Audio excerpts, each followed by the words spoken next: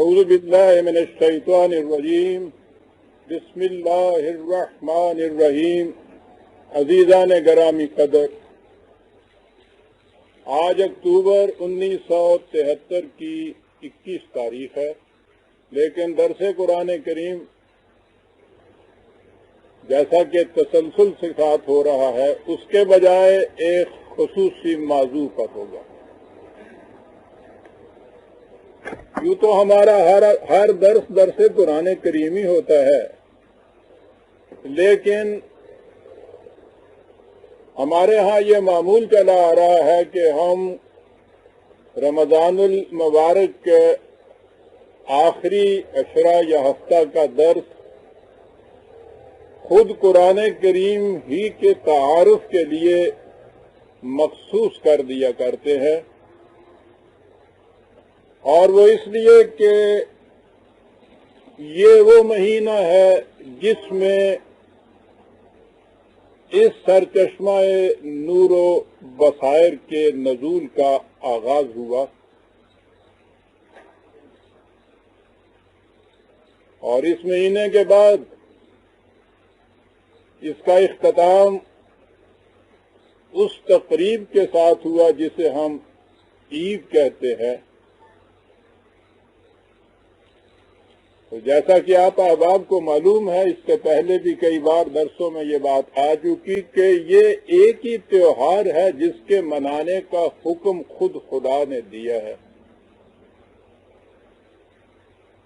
قرآن کریم کے سلسلے میں اس نے یہ کہا ہے کہ قُلْ بِفَضْلِ اللَّهِ وَبِرَحْمَتِهِ فَبِذَلِكَ فَلْيَفْرَحُوا هُوَ خَيْرٌ مِّمَّا يَجْمَعُونَ. ان سے کہو کہ یہ تمہاری کاوشیں، کوششیں، محنتیں صحیح ہے، کوئی بھی قرآن جیسی چیز نہیں لا سکتا تھا. یہ اس کا فضل اور رحمت تھا کہ اس کی وجہ سے تمہیں اس جیسا ضابطہ ہدایت مل گیا. ان سے کہو کہ اس پہ جشن مسرت منائیں، اس لیے کہ یہ ساری دنیا کی متاع سے زیادہ گراں بہا ہے جسے تم جمع کر سکتے ہو. اور رمضان کا مہینہ اور اس کا یہ پورا پروگرام در حقیقت اس جشن مسرت کے منانے کی تیاریوں کا مہینہ ہے. قلب و دماغ کو تمام خواصوں سے پاک اور منزہ کرنے کے بعد پھر اس جشن کو منایا جائے. یہ جسے ہم عید کہتے ہیں، یہ تقریب تو ہم ہندوستان میں بھی منایا کرتے تھے، وہ ہمارا محکومی کا زمانہ تھا. اور آپ جانتے ہیں کہ محکوم کے نصیب میں حقیقی انبساط اور شادمانی کیسے آ سکتی ہے. وہ ایک تقریب ہم مناتے تھے رسمی طور پر، اور یہی وہ جانگداز حقیقت تھی جسے علامہ اقبال نے ان الفاظ میں بیان کیا تھا کہ عید آزاداں شکوہ ملک و دین اور عید محکومہ ہجوم المومنین. وہ ایک ہجوم ہوتا تھا، لیکن عید آزاداں شکوہ ملک و دین. للہ الحمد کے برسہ برس کی قد و کاوش کے بعد اگست 1947 میں ہمیں آزادی ملی، اور یہ عجیب حسن اتفاق تھا کہ اس آزادی کے اعلان کے 3 ہی دن کے بعد یہ عید کا تہوار آ گیا، یہ تقریب آ گئی. تو گویا وہ پہلی عید آزادہ تھی جو ہم نے پاکستان میں آ کر منائی. لیکن ہماری شوریدہ بختی دیکھیے کہ وہ جو ہندوستان کی ہرما نصیبیاں تھیں وہ ہمارے پیچھے پیچھے چلی آئیں. اس عید کی کیفیت یہ تھی کہ لمحہ بلمحہ یہ خبریں آ رہی تھیں کہ ہمارا فلاں قافلہ لٹ گیا، فلاں ٹرین جو آ رہی تھی اس میں لاشیں ہی لاشیں برآمد ہوئیں. ہندوستان میں مسلمانوں کے اوپر جو قیامت گزری اور وہ متا بردہ کارواں در کارواں مظلوم و مقہور مسلمان جو اس طرف آنے شروع ہوئے، تو پہلی عید کا استقبال اس انداز سے کچھ ہوا تھا۔ مجھے آج تک یاد ہے وہ عید، یہ حسن اتفاق تھا کہ بہرحال میں اس سے پہلے پہنچ گیا تھا کراچی، دہلی سے سیدھا براہ راست، اور وہ عید بندر روڈ پہ ایک مختصر سی عیدگاہ ہوتی تھی، اس عیدگاہ میں وہ عید کی نماز پڑھی۔ عیدگاہ میں کہاں، باہر سڑک پر قائد اعظم کے پیچھے۔ کیفیت یہ تھی کہ اس احساس سے کہ آج ہم آزاد ہیں، حقیقی مسرت اور انبساط کے جذبے معزز تھے، لیکن جب ہم یہ دیکھ رہے تھے کہ ہم پہ کتنی قیامتیں گزر رہی ہیں تو دل بے حد افسردہ اور پرملال ہو رہا تھا۔ اس عید کے وہ سجدے مجھے آج تک یاد ہے کہ ایک کشمکش تھی فرد مسرت اور ہجوم غم کی، جس میں وہ عید کا شکرانہ ادا کیا گیا، اور خود قائد اعظم کی بھی کیفیت یہ تھی کہ نماز کے بعد عید کی مبارکبادیاں بھی وہ وصول کر رہے تھے، لیکن ان کے دل پر جو گزر رہی تھی اس کی کیفیت کچھ ایسی ہی تھی کہ جگر میں ٹیس لب ہنسنے پہ مجبور۔ اس انداز سے ہم نے وہ پہلی عید آزادہ منائی، اور نامعلوم کہ کس گھڑی میں اس عید کی یہ ابتدا ہوئی کہ اس کے بعد 26 سال سے عزیزان مان ہم نے ایک عید بھی عید آزادہ کے انداز سے نہیں منائی۔ عید محکومہ کے بعد تو ہم یہ دعائیں مانگا کرتے تھے کہ یا اللہ یہ غلامی کی زنجیریں کٹ جائیں، ہمیں آزادی نصیب ہو جائے، اور اب تو یہ بھی سمجھ میں نہیں آتا کہ اس آزادی کے ملنے کے بعد اب دعا کیا کریں۔ یوں تو گزشتہ 26 سال میں جیسے میں نے کہا ہے ہر سال غم و اندوہ کی گھٹائیں ساتھ لاتا تھا، لیکن سن 71 سے تو خاص طور پر حالات اس قدر دگرگوں ہو رہے ہیں کہ جب بھی یہ عید آتی ہے تو بے ساختہ یہاں مسلمانوں کے دلوں میں اقبال ہی کا وہ مصرع ابھر آتا ہے کہ حلال عید ہماری ہنسی اڑاتا ہے۔ اقبال نے تو عید آزادہ اور عید محکومہ ہی کہا تھا، لیکن آج اگر وہ زندہ ہوتا تو ہمیں عید سوگواراں اور ماتم گساراں کے متعلق بھی کچھ کہتا۔ اور پھر اس سال کی عید کے متعلق تو یہ کیا کہا جائے، معاشرے میں اس قدر مایوسی پھیل چکی ہے کہ کوئی شخص ایسا نہیں ہے کہ جو آپ کو کسی قسم کی بھی امید کی نوید دے سکے۔ ہر شخص یہ پوچھتا ہے کہ کیا ہوگا، کیا بنے گا، ہمارا مستقبل کیا ہوگا، اور میں سمجھتا ہوں آہستہ آہستہ یہ استفہام بھی اب ختم ہو گیا انتہائی مایوسی میں، کہ جس سے آپ سنیے وہ کہتا ہے کہ نہیں صاحب کچھ نہیں ہو سکتا، اور یہ انتہا ہوتی ہے عزیزان من مایوسی کی جب یہ کہنا شروع کیا جائے کہ کچھ نہیں ہو سکتا۔ ابلیس کا سب سے بڑا حربہ یہ ہے کہ وہ مایوسی طاری کر دیتا ہے۔ آپ کو پتہ ہے کہ خود ابلیس کے لفظ کے معنی ہی مایوس، وہ ابدی مایوس ہے، اور مایوسی پھیلانا اس کا حربہ ہے۔ قوم سے ساری قوتیں زندگی کی سلب کر لی جا سکتی ہیں اگر اس میں مایوسی پھیلا دی جائے۔ بات بڑی آسان سی ہے۔ مریض کے سرہانے بیٹھا ہوا ڈاکٹر اگر یہ کہہ دے کہ نہیں مریض بچ سکتا ہے، تو آپ دیکھتے ہیں کہ آپ کے سامنے سینکڑوں دروازے امیدوں کے کھل جاتے ہیں۔ ڈاکٹر کی دوائی، کیمسٹ کی دکانیں، ایک ڈاکٹر کے علاج سے فائدہ نہیں ہو رہا، دوسرا ڈاکٹر لایا جائے گا، ایک دوائی مؤثر ثابت نہیں ہو جاتی، 2 دوائیاں لائی جائیں گی، ڈاکٹری سے علاج فائدہ نہیں ہوا، یونانی کی طرف جائیے، ہومیوپیتھک کی طرف جائیے، تو وہ تاز گھر میں رہے گی، کوشش رہے گی، حرکت رہے گی۔ لیکن اگر وہ مریض کی بحالی سے یہ کہہ کے اٹھ جائے کہ نہیں کوئی امید نہیں، بچ نہیں سکتا، تو تو آپ دیکھتے ہیں کہ یہ تمام دروازے بند ہو جائیں گے آپ کے اوپر اور آپ مایوس ہو کے بیٹھ جائیں گے. نہ ڈاکٹر کی کوئی دوا، نہ ڈرگس کی دکان، نہ کوئی اور ڈاکٹر، نہ اسپیشلسٹ، نہ یونانی، نہ ہومیوپیتھی، نہ ایلوپیتھی. تمام چیزیں آپ کے، تمام راستے آپ کے اوپر بند ہو جائیں گے اس ایک بات سے کہ کچھ نہیں ہو سکتا. اور آج میں یہ محسوس کر رہا ہوں عزیزان من کہ ابلیس کا یہ حربہ بڑا کارگر ہو گیا ہے ہمارے ہاں. آج ہر شخص یہ کہتا ہے کہ صاحب کچھ نہیں ہو سکتا. اور ان حالات میں یہ ہمارے لیے عید آ رہی ہے. لیکن آپ نے دیکھا ہوگا کہ میں نے اس درس کا خصوصی عنوان یہ رکھا ہے کہ نہ ہو نا امید. نا امیدی زوال علم و عرفاں ہے. نہ ہو نا امید.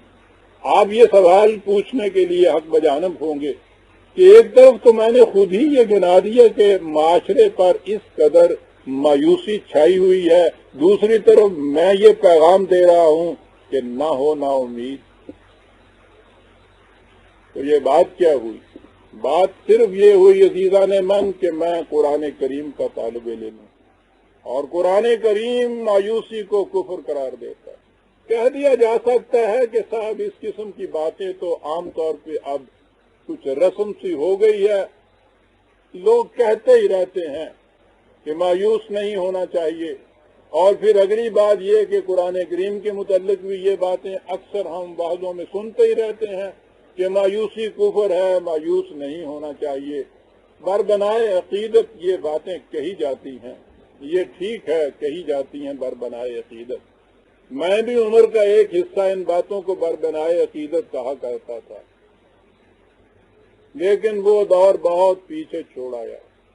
اس کے بعد میری عمر کا دوسرا دور شروع ہوا کہ جس میں یہ جتنے عقائد یوں ہی اندھی عقیدت کی بنا پہ قائم ہوئے تھے ان میں سے ایک ایک بت کی طرح پاش پاش ہو گیا. اور اس کے بعد تیسرا دور میری زندگی کا شروع ہوا کہ جس میں اب میں کوئی بات اندھی عقیدت کی بنا پہ نہیں کہتا، جو کہتا ہوں علم و بصیرت اور دلیل و برہان کی روح سے کہتا ہوں. میں قرآن کریم پہ عزیزان ایمان اکثر نو ایمان لایا ہوں، علم و بصیرت اور دلیل و برہان کی روح سے. اب یہ بات بربنائے عقیدت نہیں ہے جو میں عرض کر رہا ہوں کہ قرآن کریم پر ایمان رکھنے والا کبھی مایوس ہو نہیں سکتا. آپ کو معلوم ہے کہ انسان مایوس کب ہوتا ہے؟ قرآن نے اس کی بات بتائی. وہ کہتا ہے کہ سمجھنے کو یوں سمجھیے کہ آپ کسی لق و دست صحرا یا جنگل میں جا رہے ہوں، تنہا سفر کر رہے ہوں، نشان راہ بھی وہاں کوئی نہ ہو،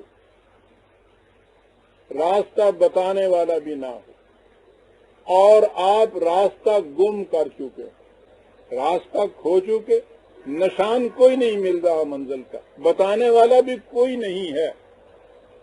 یہ اس قسم کا راہ گم کردہ مسافر جب تھک کے بیٹھ جاتا ہے اس پر مایوسی چھا جاتی ہے. اور یہی چیز ہے جسے قرآن کریم نے کہا 15/56 15/56 کہا کہ وَمَن يَقْنُطُ مِن رَحْمَتِ رَبِّهِ إِلَّا الضَّالُّونَ. خدا کی رحمت سے وہ نا امید ہوتا ہے جو راستہ کھو دیتا ہے. پھر دوسری چیز اس نے یہ کہی کہ ہو سکتا ہے کہ وہاں کوئی راستہ بتانے والا بھی آپ کو مل جائے، راستے کا پتہ نشان بھی بتا دے، لیکن آپ اس کی صداقت پر یقین نہ کریں تو کیفیت آپ کی پھر بھی وہی رہے گی. یہ جو راستے یا راستے بتانے والے کی بات کی صداقت پر یقین نہ کرنا ہے اسے کفر کہا ہے.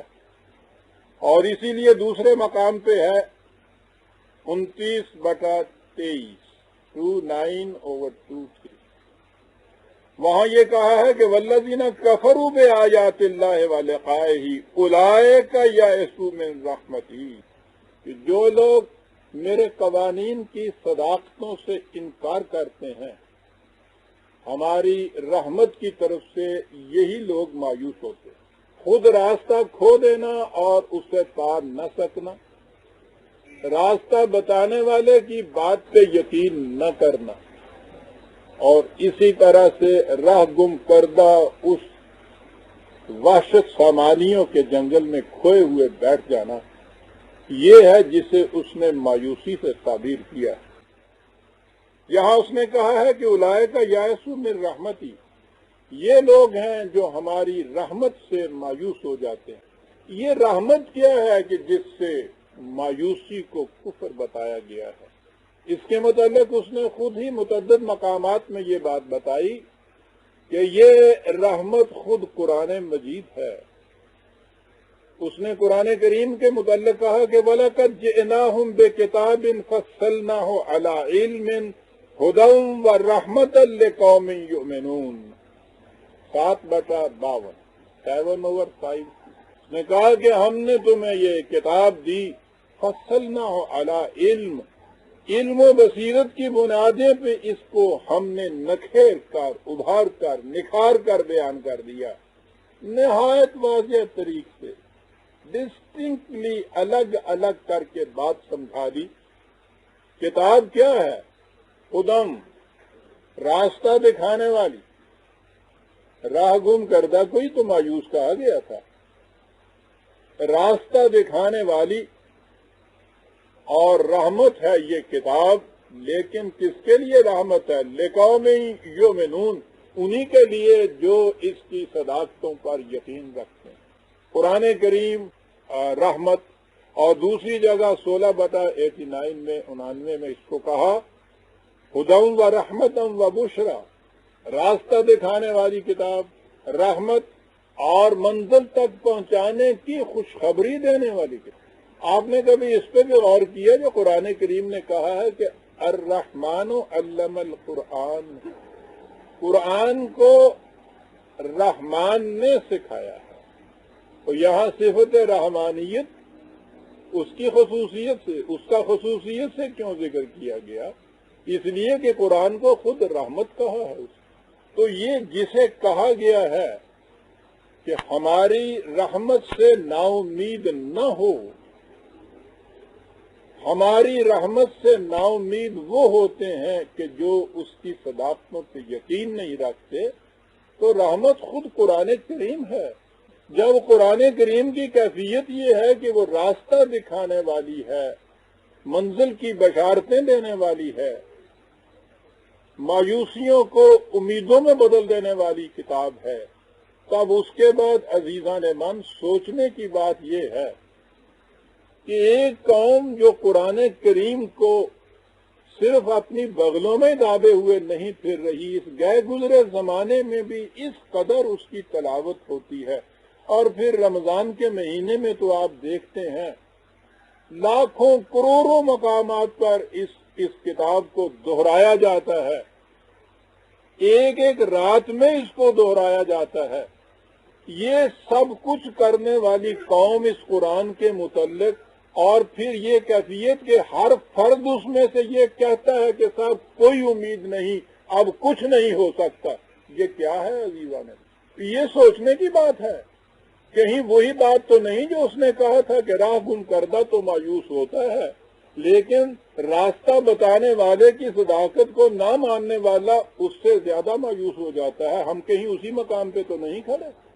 راستہ بتانے کے اعتبار سے قرآن کریم کا تعارف خود قرآن بھیجنے والے نے کرایا ہے، اور یہ تو حقیقت ہے کہ تصنیف را مصنف نیکو کنت بیاں، اپنی تصنیف کا تعارف مصنف سب سے بہتر کرا سکتا ہے۔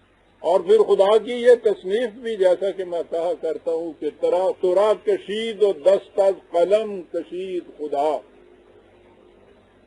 جہاں تک عالم انسانیت کا تعلق ہے، خدا کی آخری کتاب کہ جس کے لکھنے کے بعد اس شعر کے مطابق اس نے قلم رکھ دیا، میں نے عالم انسانیت کے متعلق کہا ہے کہ یہ تو معلوم نہیں کہ اس کائنات کے اندر کتنی دنیایں اور ہیں جہاں جہاں خدا کی یہ ہدایت اور رحمت چلی جا رہی ہے، لیکن بہرحال جہاں تک ہماری دنیا کا تعلق ہے اس نے اسے آخری کتاب کہا، اور اسی لیے نبی اکرم صلی اللہ علیہ وسلم آخری رسول قرار پائے۔ اس کتاب کی عظمت کا اندازہ لگائیے کہ خدا اسے اپنا آخری شاہکار قرار دے رہا ہے، لیکن میں کہہ یہ رہا تھا کہ اس نے اس کا تعارف کس انداز سے کرایا ہے۔ ایک مثال اس نے پہلے دی کہ مایوس وہ ہوتا ہے کہ جس کے سامنے راستہ گم ہو جائے۔ قرآن کا تعارف بھی اسی ہی تمثیل اور اسی ہی تشبیہ کے انداز میں وہ کرائے چلا جا رہا ہے۔ ذرا اس پس منظر کو سامنے لائیے کہ عربوں جیسی قوم، ان کا صحرا آپ دیکھیے، 1400 سال پہلے نہیں، آج 1400 سال بعد بھی جب دنیا میں سلسلہ رسل و رسائل اتنا وسیع ہو گیا اور مواصلات کے طریقے اتنے نئے نئے ایجاد ہو گئے کہ اب زمین سے چاند تک پہنچنا بھی کچھ مشکل نہ رہا۔ وہ خطہ زمین ایسا ہے کہ آج بھی اس خطہ زمین میں کوئی سڑک آپ کو نہیں ملتی، وہی ایک دو سڑکیں جدے سے مکے تک اور مکے سے مدینے تک، زیادہ سے زیادہ طائف تک کا کوئی راستہ ہوگا، دیکھا میں نے نہیں، لیکن باقی تو سارا اسی طرح سے صحرا میں نہ کوئی سڑک، نہ کوئی پگڈنڈی، نہ نشانات راہ۔ قافلوں کی صورت ان کی یہ کہ وہ دن کو دھوپ کی گرمی سے سفر نہیں کر سکتے تھے، راتوں کو سفر کر رہے ہیں، راتوں کی تنہائیاں اور پھر اکثر تاریک راتیں، اندھیری راتیں۔ شہروں میں راستہ بھول جاتا ہے آدمی، ان صحراؤں میں جہاں کوئی بستی بھی نہیں، کوئی راستہ بتانے والا بھی نہیں، ان میں وہ چلے جا رہے ہیں، کبھی راستہ بھولتے نہیں ہیں۔ یہ کون سے نشانات راہ ان کے پاس تھے، اتنے زیادہ پکے، قابل اعتماد کہ وہ ہر مقام پر ان کی رہبری کریں اور کبھی اس معاملے میں دھوکہ نہ دیں، فریب نہ کریں۔ ان کے ہے نا قابل اعتماد راستہ دکھانے والے۔ یہ کون سے راستہ دکھانے والے تھے؟ یہ ستارے تھے۔ اب تو ہم ان چیزوں کے عادی نہیں رہے، ستاروں کے متعلق ہمیں کچھ معلومات ہی نہیں ہیں، لیکن جو لوگ اب بھی ان کے سہارے پہ سفر کرتے ہیں، اور سنا ہے کہ یہ جہاز کے کپتان تو اس سے بڑا کام دیتے ہیں، انہیں یہ معلوم ہے کہ یہ کس قدر قابل اعتماد رہنما واقع ہوئے ہیں یہ جو ستارے ہیں۔ قرآن کریم نے، اللہ تعالیٰ نے اپنی کتاب کا جو تعارف کرایا ہے، کہا کہ فلا اقسم بمواقع النجوم۔ میں یہ باتیں یوں ہی کہہ کے آگے نہیں گزر جاؤں گا، جو کچھ میں نے کہا ہے اس کی شہادت میں محسوس اور مرئی چیزیں تمہارے سامنے لاؤں گا، اور سب سے پہلے میں اس کی شہادت میں ان ستاروں کی گزرگاہوں کو پیش کرنا چاہتا ہوں۔ ذہن میں رکھیے گا کہ مایوس وہ ہوتا ہے کہ جس کے سامنے راستہ نہ ہو، راستہ ملے نہ۔ راستے کی نشاندہی کی بات ہو رہی تھی، عربوں کا سفر درپیش تھا، قرآن کا تعارف ہو رہا ہے، کہا یہ جا رہا ہے کہ میں اس کے لیے شہادت میں پیش کرنا چاہتا ہوں ستاروں کی گزرگاہوں۔ اور سنیے اس کے بعد یہ کہا کہ اس کو سن کے یوں ہی آگے نہ گزر جائیے، وَإِنَّهُ لَقَسَمٌ لَوْ تَعْلَمُونَ عَظِيمٌ۔ اگر تم علم کی بارگاہوں سے پوچھو گے تو وہ بتائے گا کہ یہ شہادت کتنی عظیم شہادت ہے جو پیش کر دی گئی ہے۔ مواقع النجوم کی شہادت کس بات کے لیے؟ اس بات کے لیے کہ إِنَّهُ لَقُرْآنٌ کریم، یہ قرآن ہے خود بھی نہایت مکرم اور معزز و واجب التکریم، اور اس کے ماننے والے بھی ایسے جن کو دنیا بھر کی عزت و تکریم حاصل ہو جائے۔ 56/75، 56/5/757۔ اسی چیز کو سورہ تکریم میں ان الفاظ میں دہرایا کہ فلا اقسم بالخنس الجوار الکنس۔ نہیں، میں بات کو واضح کرنے کے لیے شہادت میں پیش کرتا ہوں دونوں قسم کے ستاروں کو، انہیں بھی کہ جو چلتے ہوئے واپس لوٹ جاتے ہیں، دبے پاؤں واپس لوٹ جاتے ہیں۔ کیا خوبصورت انداز ہے قرآن کا، ستاروں کی رفتار کے متعلق کہنا کہ دبے پاؤں واپس لوٹ جاتے ہیں، اور پھر انہیں بھی کہ جو ایک برف پا غزالہ کی طرح تیزی سے آگے بڑھتے چلے جاتے ہیں۔ یہ علم الافلاق کے ماہرین سے پوچھئے، وہ بتائیں گے کہ ستاروں کی یہ دو قسمیں الگ الگ جو قرآن نے بتائی ہیں، ان میں کتنے سائنٹیفک رموز پوشیدہ ہیں۔ عزیزان نے کہا کہ میں شہادت میں پیش کرتا ہوں رات کے ان ستاروں کو، واللیل اذا عسعس، اور اس رات کو کہ جب وہ سورج غروب ہو جانے کے بعد نہایت خاموشی سے، چپکے سے، دبے پاؤں اپنی تاریکی کی چادر کو پھیلا دیتی ہے، اس میں یہ ستارے اس پس منظر میں زیادہ نمایاں ہو جاتے ہیں۔ وَالصُّبْحِ اِذَا تَنَفَّسَ، اور اس کے بعد میں شہادت میں پیش کرتا ہوں اس تاریکی کی رات کے بعد اس نورانی صبح کو کہ جو اپنی مسیح نفسی سے زندگی کو دوبارہ بیدار کر دیتی ہے۔ میں ان شہادتوں کو پیش کرتا ہوں اس حقیقت کے اس بات کے لیے کہ اِنَّهُ لَقَوْلُ رَسُولٍ کریم، قرآن ہی صرف کریم نہیں ہے، ہمارے جس قاصد کی زبان سے تم اسے سن رہے ہو وہ خود الکریم ہے۔ قرآن الکریم، کا لانے والا الکریم، اور دوسری جگہ کہا ہے خدا نے خود اپنے آپ کو بھی رب عرش الکریم۔ حوالے تھے 81/19 اور 23/116۔ کہا اس سے بھی آگے بڑھو اور شہادت سنو جو میں پیش کر رہا ہوں۔ وَالسَّمَاءِ ذَاتِ الرَّجْعِ، یہ آسمانی کرے کہ جو اپنی گردشوں سے زندگی کے نئے نئے پہلو تمہارے سامنے لاتے ہیں۔ آج کا درس اس کے لیے مناسب موقع نہیں ہے، کسی اور موقع میں عرض کروں گا کہ آج کے علم الافلاق والے کم از کم جینز کو ہی دیکھ لیجئے، دی مسٹیریس یونیورس کو پڑھ کے دیکھیے، وہ بتائے گا کہ یہ گردشیں کیا ہیں اور یہ کیا کیا زندگی کے نئے پہلو سامنے لاتی ہیں۔ 1400 سال پیشتر قرآن بتا رہا ہے عزیزان۔ وَالسَّمَاءِ ذَاتِ الرَّجْعِ، اسے میں پیش کرتا ہوں کہ ایک گردشوں سے نئے نئے پہلو زندگی کے سامنے لانے والی، اور میں شہادت میں پیش کرتا ہوں وَالْأَرْضِ ذَاتِ الصَّدْعِ، اس زمین کو جو بظاہر مردہ سی نظر آتی ہے کہ یہ شک ہونے کے بعد کس طرح سے حیات تازہ کو اپنے اندر سے ابھار کے سامنے لے آتی ہے، میں انہیں پیش کرتا ہوں کاہے کے لیے؟ یہ بتانے کے لیے کہ اِنَّهُ لَقَوْلٌ فَصْلٌ، یہ ایک فیصلہ کن حقیقت ہے جو تمہارے سامنے میں لایا ہوں، فیصلہ کن حقیقت۔ وَمَا هُوَ بِالْهَزْلِ، اسے مذاق نہ سمجھ۔ عزیزان من، قرآن کو قول الفصل کہنا، ہر بات میں آخری فیصلہ دینے والی کتاب۔ وَمَا هُوَ بِقَوْلٍ حَزْلٍ، اسے یوں ہی مذاق نہ سمجھ لو جو ہم نے تمہیں دیا ہے، بڑی ڈیسائسو کتاب ہے، مذاق نہیں ہے جو کچھ دیتی ہے ہم نے۔ 86/11 86 علیہ، اس نے کہا کہ ہمیں ذات الرجا جو کہا ہے اس اجرام فلکی کو، کہا کہ یہ شاعروں کی طرف نہ چلے جانا، ان کی کیفیت یہ ہے کہ خود عربوں کے ہاں اگرچہ شعر و شاعری کا بڑا بلند مرتبہ تھا، لیکن اس کے باوجود ان کی کیفیت یہ تھی، شاعری کو وہ یہ سمجھتے تھے کہ یوں ہی حسین تمنائیں ہوتی ہیں۔ ان کے الفاظ میں سنیے کہ وہ یہ کہتے ہیں، ہم یقولون شاعر نتربص بہ ریب المنون، یہ کہتے ہیں کہ کوئی بات نہیں ہے، یہ شاعر ہے نبی اکرم صلی اللہ علیہ وسلم کے متعلق، کہ شاعر ہے، اور شاعر کو تو زمانے کی گردشیں مٹا دیا کرتے ہیں، اس لیے ہمیں پریشان ہونے کی ضرورت ہی نہیں ہے۔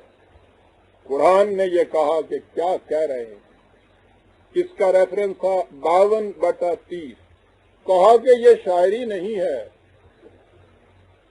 شاعر تو افکار میں سرمست نہ خوابیدہ نہ بیدار ہوتا ہے، وہ قیاس آرائیاں کرتا ہے، وہ تخیلات کی دنیا میں اٹھتا چلا جاتا ہے، یہ نہیں ہے، یاد رکھیے۔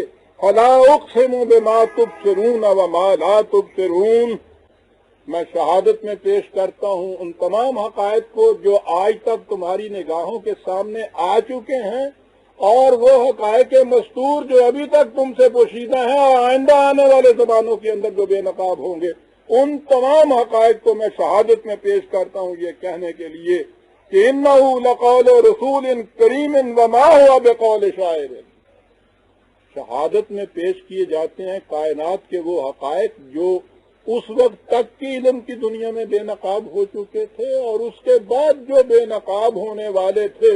اسی لیے قرآن کریم نے اپنے متعلق یہ کہا ہے جو جو یہ حقائق کائنات بے نقاب ہوتے چلے جائیں گے قرآن کا ہر دعویٰ حقیقت ثابتہ بن کے تمہارے سامنے آتا چلا جائے گا. کہا کہ میں ان تمام حقائق کو شہادت میں پیش کرتا ہوں یہ کہنے کے لیے کہ انہو لقول رسول کریم وما هو بقول شاعر. کسی شاعر کی بات نہیں ہے یہ. 69/39 69/39. پھر انہوں نے کہا کہ یہ کہہ رہا ہے کہ تم جس روش پہ جا رہے ہو اس کا نتیجہ تباہی ہے. کہا یہ کچھ پیشین گوئیاں کر رہا ہے اور ان کے ہاں پیشین گوئیاں کرنے والے کاہن ہوا کرتے تھے. کہا کہ تم یہ بھی غلط سمجھے ہو. ولا بقول کاہن. یہ کسی کاہن کی بات بھی نہیں ہے جو اٹکل بچوں قیاس آرائیوں سے پیشین گوئیاں کرتے چلے جاتے ہیں. شاعر کی بات نہیں, کسی کاہن کی بات نہیں. یہ تو اس کی اپنی بات ہے ہی نہیں بل تنزیل من رب العالمین. یہ تو نازل کیا ہوا ہے اس خدا کا کہ جو تمام کائنات کی نشو و نما کرنے والا ہے. وہ کہتے تھے کہ یہ شاعر ہی نہیں کچھ دیوانہ سا ہے. انہیں دیوانگی کی باتیں نظر آتی تھیں. وہ آگے یہ کہتے تھے کہ ان مصیبتوں کے اندر زندگی بسر کر رہے ہو حضور رسالت میں آپ صلی اللہ علیہ وسلم یہ پریشانیاں اٹھا رہے ہو اپنے پرائے سارے کے سارے تمہاری دان تک کے دشمن ہوئے ہیں. آؤ ان باتوں کو چھوڑو. ہم تمہیں سرداری دیتے ہیں پورے عرب کی. ہم تمہارے قدموں میں دولت رکھ دیتے ہیں سارے عرب کی. جو محبوب سے محبوب تر چیز تمہیں پسندیدہ ہو وہ بھی پیش کر دیتے ہیں بادشاہ. لو ان چیزوں کو. ہر صاحب عقل ان کے معیار کے مطابق اور آج کے معیار کے مطابق بھی فوراً اس کے لیے آمادہ ہو جائے گا کہ اس سے زیادہ اور کیا چاہیے. جواب یہ ملتا ہے کہ تم تو یہ دنیا کی زمین کی چیزیں کہتے ہو. یہ آسمان کے گرے تم ایک ہاتھ پہ میرے چاند رکھ دو اور دوسرے ہاتھ پہ سورج رکھ دو اور اس کے بعد کہو کہ پھر اس چیز سے باز آئے تو میں اس کے بعد بھی اپنے قول سے نہیں. وہ کہتے تھے کہ یہ پاگل ہو گیا ہے. پاگل اسی کو کہتے ہیں نا جس کو اپنے نفع نقصان کا خیال نہ ہو. ان کے نزدیک نفع نقصان کا معیار یہ تھا. اس لیے وہ کہتے تھے کہ وَيَقُولُونَ أَإِنَّا لَتَارَكُوا آلِهَتَنَا بِشَاعِرٍ مَجْنُونٍ 37/36. ہاں کیا ہم اپنی باتوں کو اس شاعر اس دیوانے کی وجہ سے چھوڑ دیں. انہیں کیا معلوم تھا کہ دنیا کی 1000 عقلیں اس دیوانے کی دیوانگی پر نثار ہو جائیں. اور جو شخص بھی حقیقت کو اس طرح سے پالے عزیزان من وہ دنیا کی نگاہوں میں دیوانہ ہو جاتا ہے. اس لیے کہ ان کے جو معیار نفع اور ضرر کے ہوتے ہیں وہ معیار ہی اس کے ہاں آ کے مٹ جاتے ہیں. اس لیے کہا کہ یہ کہتے ہیں کہ یہ شاعر مجنون ہے. اس کی باتوں کہ ہم اپنے قول کو چھوڑیں. کہا بل جاء بالحق. جو حقیقت کو لے کے آیا ہو وہ نہ شاعر ہو سکتا ہے نہ دیوانہ ہو سکتا ہے. بلکہ دوسری جگہ ہے کہ وما علمناہ الشعر وما ينبغي له. ہم نے اسے شاعری نہیں سکھائی. شاعری تو ایک انقلاب آفرین ہستی کے لیے شایان شانی نہیں ہوا کرتا. کائنات میں انقلاب لانے والا شاعری نہیں اس کو زیبا دیتے شایان شانی نہیں ہوتا. ان هو الا ذکر و قرآن مبین. یہ تو تمہاری بھلائی ہوئی نصیحتوں کی یاد دہانی کرانے کے لیے ایک چیز لایا ہے. یہ قرآن ہے, قرآن مبین ہے, واضح ہے. کاہے کے لیے لایا ہے؟ لِيُنذِرَ مَنْ كَانَ حَيًّا وَيَحِقَّ الْقَوْلُ عَلَى الْكَافِرِينَ. تاکہ یہ ان لوگوں کو کہ جن میں زندہ رہنے کی ابھی کوئی رمق باقی ہے انہیں راستے کی خطرناک گھاٹیوں سے آگاہ کر دیں. من کانا حیّن عزیزان من. شرط ہے قرآن کے لیے کہ جس میں ہنوز زندگی کی کوئی رمق باقی ہے،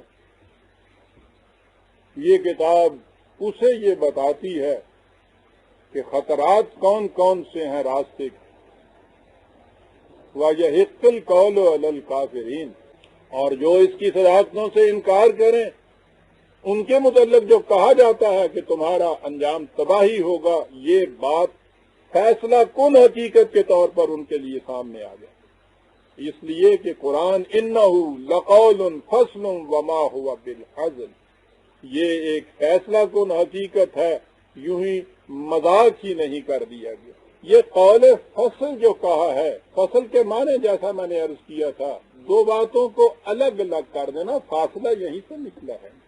یہ وجہ المفاصل کہتے ہیں طب میں جوڑوں کے درد کو، اس لیے کہ یہ جوڑ، یہ الگ الگ ہڈیاں یوں جڑی ہوئی ہوتی ہیں ایک جگہ۔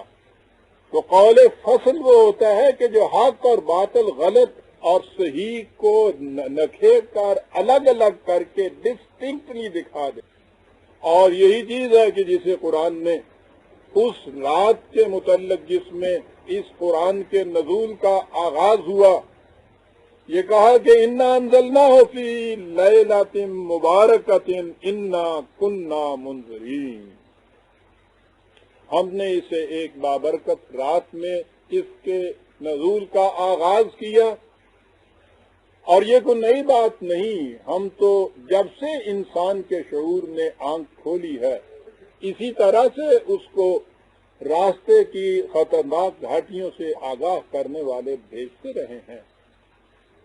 اسی انداز کا یہ رسول آیا ہے، یہ رات کہ فیہا یفرق کل امر حکیم، کہ جس میں ہر معاملہ حکمت کی بنیادوں کے اوپر باطل سے الگ الگ ہو جاتا ہے۔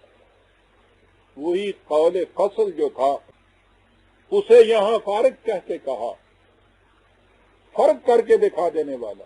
تو شاید آپ کو یاد ہوگا میں نے کہا، بتایا تھا کہ یہ عربوں کے ہاں تو ایک ایک لفظ جو ہے اس کو دیکھیے گا، محسوس تمثیل سے وہ بات کو لاتے تھے۔ فرق کہتے ہیں یہ جو بالوں کی مانگ نکالی جاتی ہے، اور مانگ کا فرق یا ڈسٹنکٹلی الگ الگ کر دینے کی کیفیت یہ ہے کہ اگر مانگ میں ایک بال بھی ادھر کا ادھر ہو جائے تو مانگ سیدھی نہیں کہلاتی۔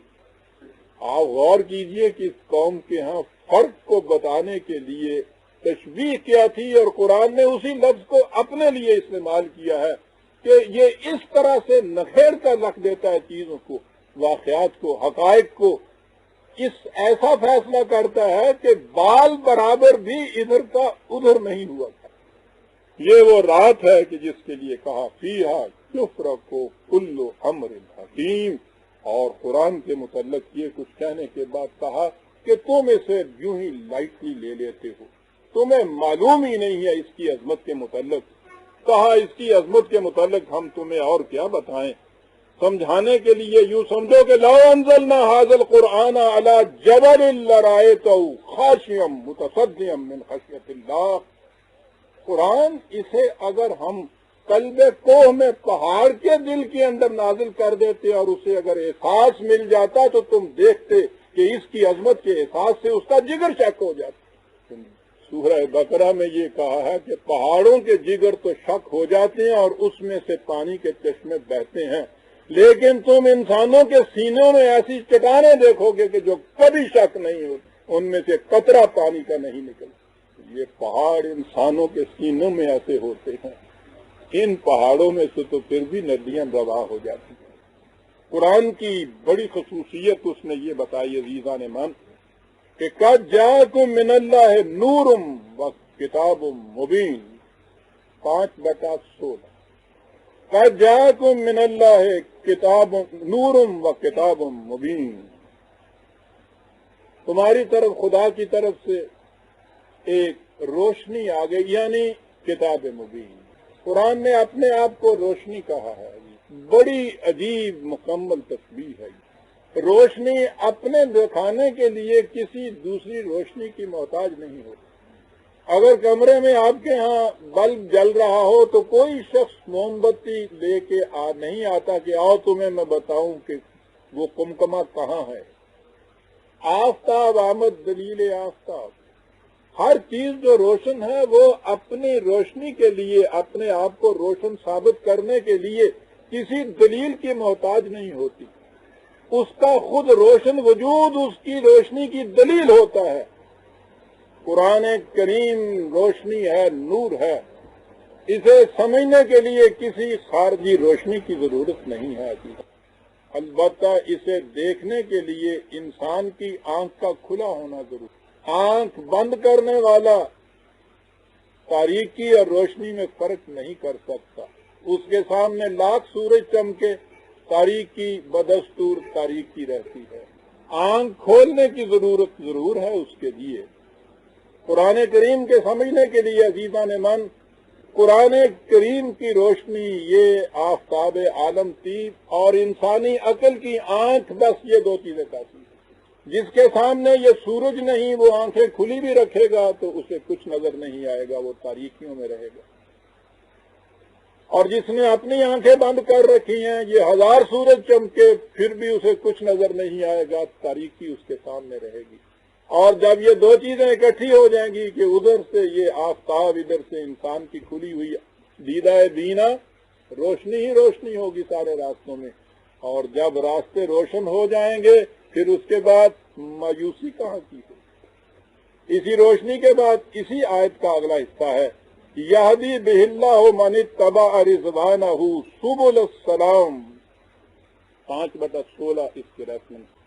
اس قرآن کے ذریعے سے اللہ تعالیٰ ان لوگوں کو جو ان صداقتوں سے اپنے آپ کو ہم آہنگ رکھنا چاہتے ہیں، سلامتی کے راستوں کی طرف رہنمائی کر دیتا ہے۔ دیکھیے بات وہاں سے چلی تھی کہ مایوس وہ ہوتا ہے جس پہ راستہ گم ہو جائے، یہاں کہا کہ اس کے ذریعے سے ہم سبل السلام، سلامتی کے راستوں کی طرف رہنمائی کر دیتے ہیں۔ یہ سلام کا لفظ بھی عربی زبان میں بڑا جامع لفظ ہے۔ عام طور پہ تو اس کے معنی سلامتی کے کیے جاتے ہیں، پیس اس کے معنی کیے جاتے ہیں، اسلام کا ترجمہ پیس کیا جاتا ہے۔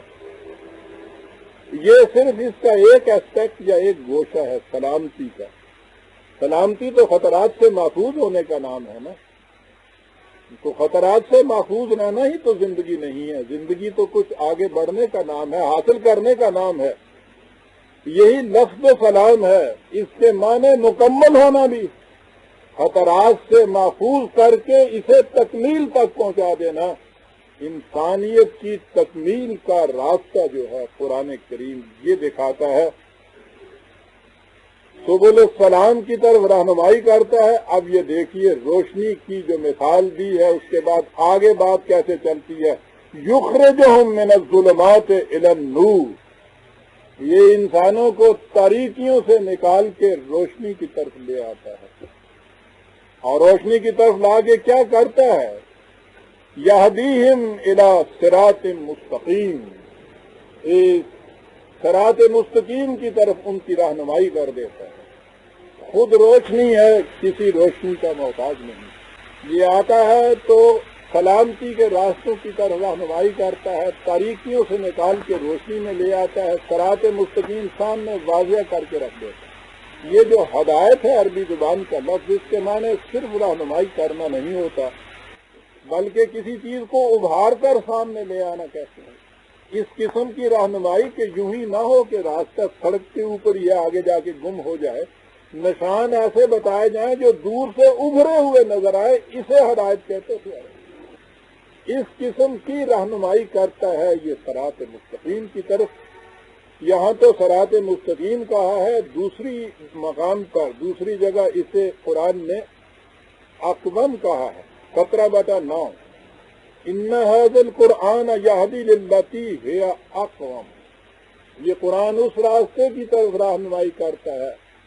اقوم سپرلیٹو ڈگری کا صیغہ، سب سے زیادہ جو تقویم بخشنے والی ہے۔ یہ تقویم کیا چیز ہے، مستقیم بھی وہیں سے لفظ۔ پھر آ جائیے عربوں کی طرف اور ان کے الفاظ کی طرف۔ مادہ تو اس کا کاما کے کھڑے ہونے والا شخص، انہوں نے دیکھا کہ کھڑا وہ رہ سکتا ہے جس کا توازن قائم ہو، بیلنس جس کا ہو۔ کسی شے کا بیلنس اگر بگڑ جائے تو وہ کھڑی نہیں رہ سکتی۔ غور کیا آپ نے کہ کیا بات وہ کہہ گئے ہیں؟ اور قرآن نے جب یہ لفظ استعمال کیا تو کہا یہ کہ یہ وہ راستہ رہتا ہے کہ جس میں زندگی بیلنسڈ ہو جاتی ہے. اور بیلنسڈ لائف عزیزان من، آج کا علم النفس اس چیز سے پہنچا ہے کہ انتہا یہ ہے انسان کے صحیح کردار، کیریکٹر کی، پرسنالٹی کے ڈیولپ ہونے کی، کہ وہ بیلنسڈ ہو جائے، متوازن ہو جائے. یہ توازن ہے کہ جسے وہ عرب اپنے ہاں حسن کہہ کر پکارتے تھے. ان کے ہاں حسن کے معنی تھے کہ پرپورشن صحیح ہو، اور حسن ہوتا ہی وہ ہے جس میں پرپورشن صحیح ہو. حسین سے حسین تر چہرے کی آنکھ کی سیاہی میں بال برابر کا ذرا سا بگاڑ پیدا ہو جائے، سارا حسن بگڑ کر رہ جاتا ہے. توازن اتنی پرفیکشن پہ پہنچا ہوا. اور اسی لیے قرآن کریم نے خدا کی صفات کے بعد اسماء الحسنی کہا ہے.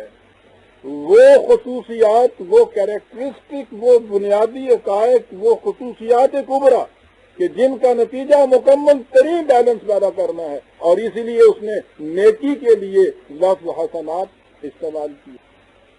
وہ اعمال حیات جو انسان کی ذات میں توازن پیدا کر دیں. اور جب افراد کی ذات میں توازن پیدا ہوگا تو معاشرہ خود بخود متوازن ہو جائے گا. آج آپ کس بات کے ہاتھوں رو رہے ہیں؟ معاشرہ متوازن نہیں رہا، بیلنس نہیں رہا.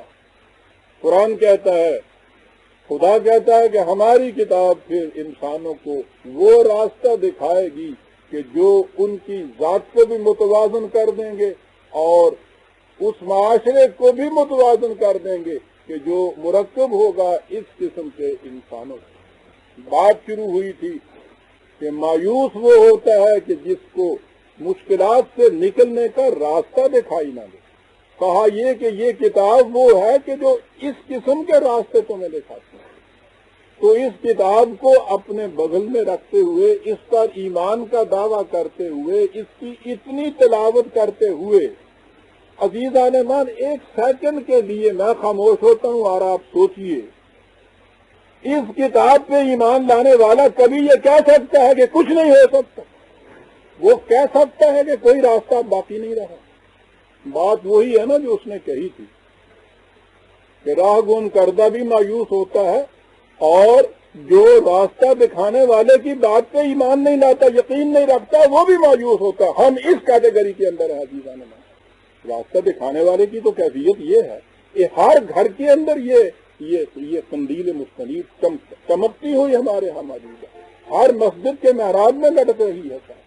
سینکڑوں، ہزاروں، لاکھوں، کروڑوں انسان اس کی آج دوہرا رہے ہیں. اس کو اتنی شدت سے دہرانے والی چیز، اپنے سامنے رکھے جانے والی چیز، اور اس کے بعد کیفیت یہ کہ مایوسی کا یہ عالم کہ ایک فرد اس معاشرے میں ہمارے ایسا نہیں مل رہا جو یہ کہے کہ صاحب نہیں، کوئی بات گھبرانے کی نہیں، راستہ مل سکتا ہے.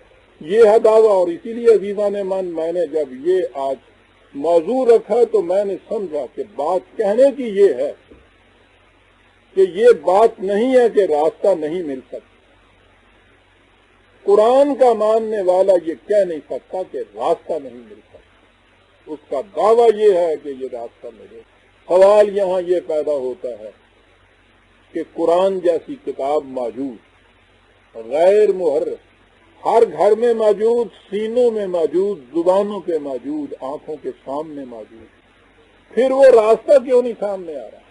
اس نے کہا یہ ہے کہ یاد رکھو، یہ راستہ دکھانے والا تو تمہیں ہم نے بتا دیا، اور تمہیں بتائے کہ اس راستے میں راہزن کچھ کھڑے ہوں گے جو اس راستے کو روک دیں، اس راستے میں روک بن کر کھڑے ہیں. بات راستے سے چلی آ رہی ہے اور آپ دیکھ رہے ہیں قرآن کا اعجاز. اسے کہتے ہیں تجوید قرآن. راستہ گم کرنے والا مایوس، قرآن راستہ دکھانے والا. قرآن کے ہوتے ہوئے پھر راستہ نہ ملے، کیا بات؟ کہا وہ یہ کہ راستہ روک کر کھڑے ہو جاتے ہیں. یہ کون راستہ روک کے کھڑے ہو جانے والے؟ پہلے تو یہ دیکھیے کہ قرآن کریم کا پیغام کیا تھا. میرے لفظوں میں نہ سنیے، پھر اقبال ہی کے لفظوں میں سنیے کہ قرآن موت کا پیغام ہر نوع غلامی کے لیے، نئے کوئی فغفور و خاکاں نئے سفیر رحمت۔ تو قرآن کا پہلا جو اعلان ہے وہ ہے لا الہ الا، کوئی صاحب اقتدار نہیں، کوئی حاکم نہیں، کوئی غلبے والا نہیں، کوئی صاحب اختیار اس دنیا کے اندر وجود اس ذات بے ہمتا۔ تو جب اس دنیا کے اندر ہر ایک دعوے دار حکومت کو، دعوے دار اقتدار کو اس نے نفی کر دی، تو قرآن کا پہلا پیغام تو ہو گیا ہر نوع غلامی کے لیے پیغام موت۔ تو اس کا راستہ کون روکیں گے؟ جو یہاں اقتدار چاہتے ہیں، جو یہاں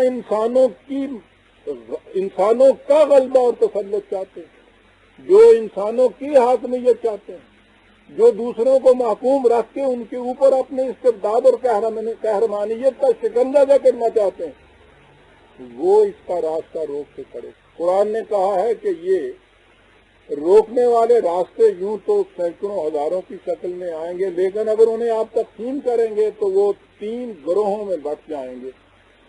اور یہ 3 گروہ اس نے داستان بنی اسرائیل میں، یعنی صاحب ضرب کلیم حضرت موسیٰ علیہ السلام اور فرعون کی کشمکش میں نمایاں طور پہ ان کو ظاہر کیا۔ کہا ایک تو ہوتا ہے ملوکیت کا استبداد جو راستہ روکتا ہے۔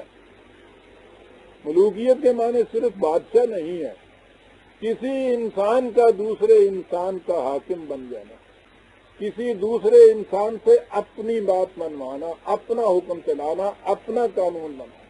کہا کہ یہ فرعونیت ہے جو سب سے پہلے خدا کا راستہ روکتی ہے۔ پھر اس کے بعد کہا کہ قارونیت ہے، رزق کے سرچشموں کو اپنے ہاتھ میں لے لیتی ہے، اور دوسرا جب بھوکا مرتا ہے تو پھر اس سے ہر اپنی بات منواتی ہے۔ تو یہ ہے نظام سرمایہ داری جسے قارونیت اس نے کیا کہ پکارا ہے۔ یہ راستہ روکتے ہیں خدا کا۔ لیکن اس نے ایک بات بڑی لطیف کہی کہ یہ راستہ روکنے والے ایسے ہیں جو بے نقاب اور برہنہ آتے ہیں، انہیں دیکھا جا سکتا ہے، سمجھا جا سکتا ہے، ان کے فریب میں کم آتے ہیں لوگ۔ ان کے ساتھ ایک اور گروہ ہوتا ہے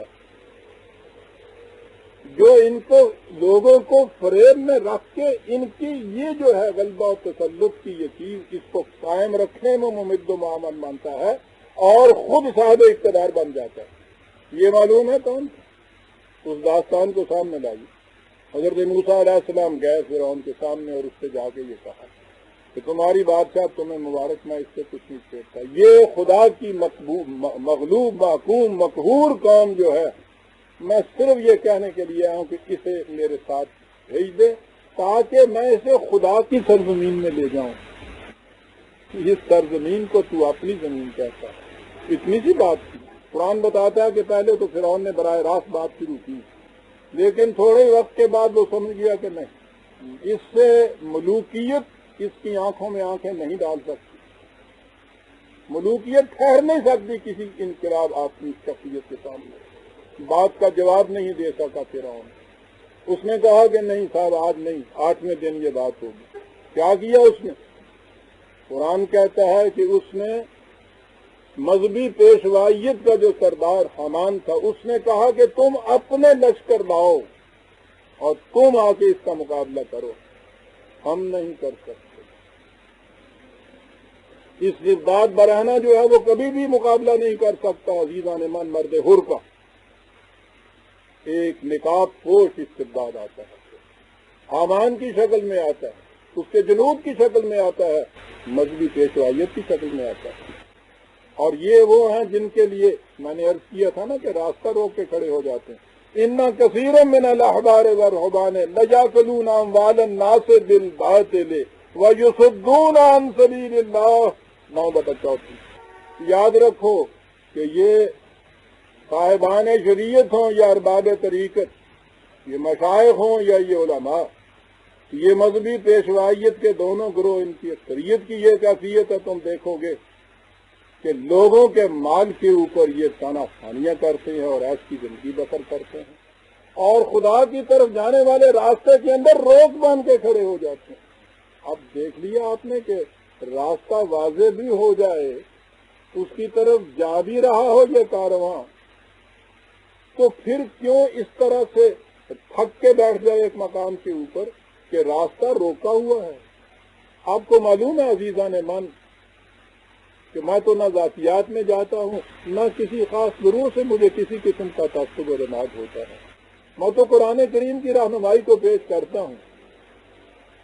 قرآن کریم نے یہ 3 ہی اکابر بتائے ہیں کہ جو خدا کا راستہ روکنے والے ہیں.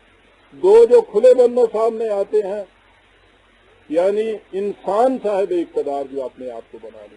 دوسرا وہ سرمایہ دار جو رزق کے سرچشموں کو اپنے قبضے میں تحویل میں لے کے لوگوں کو محتاج کر دے.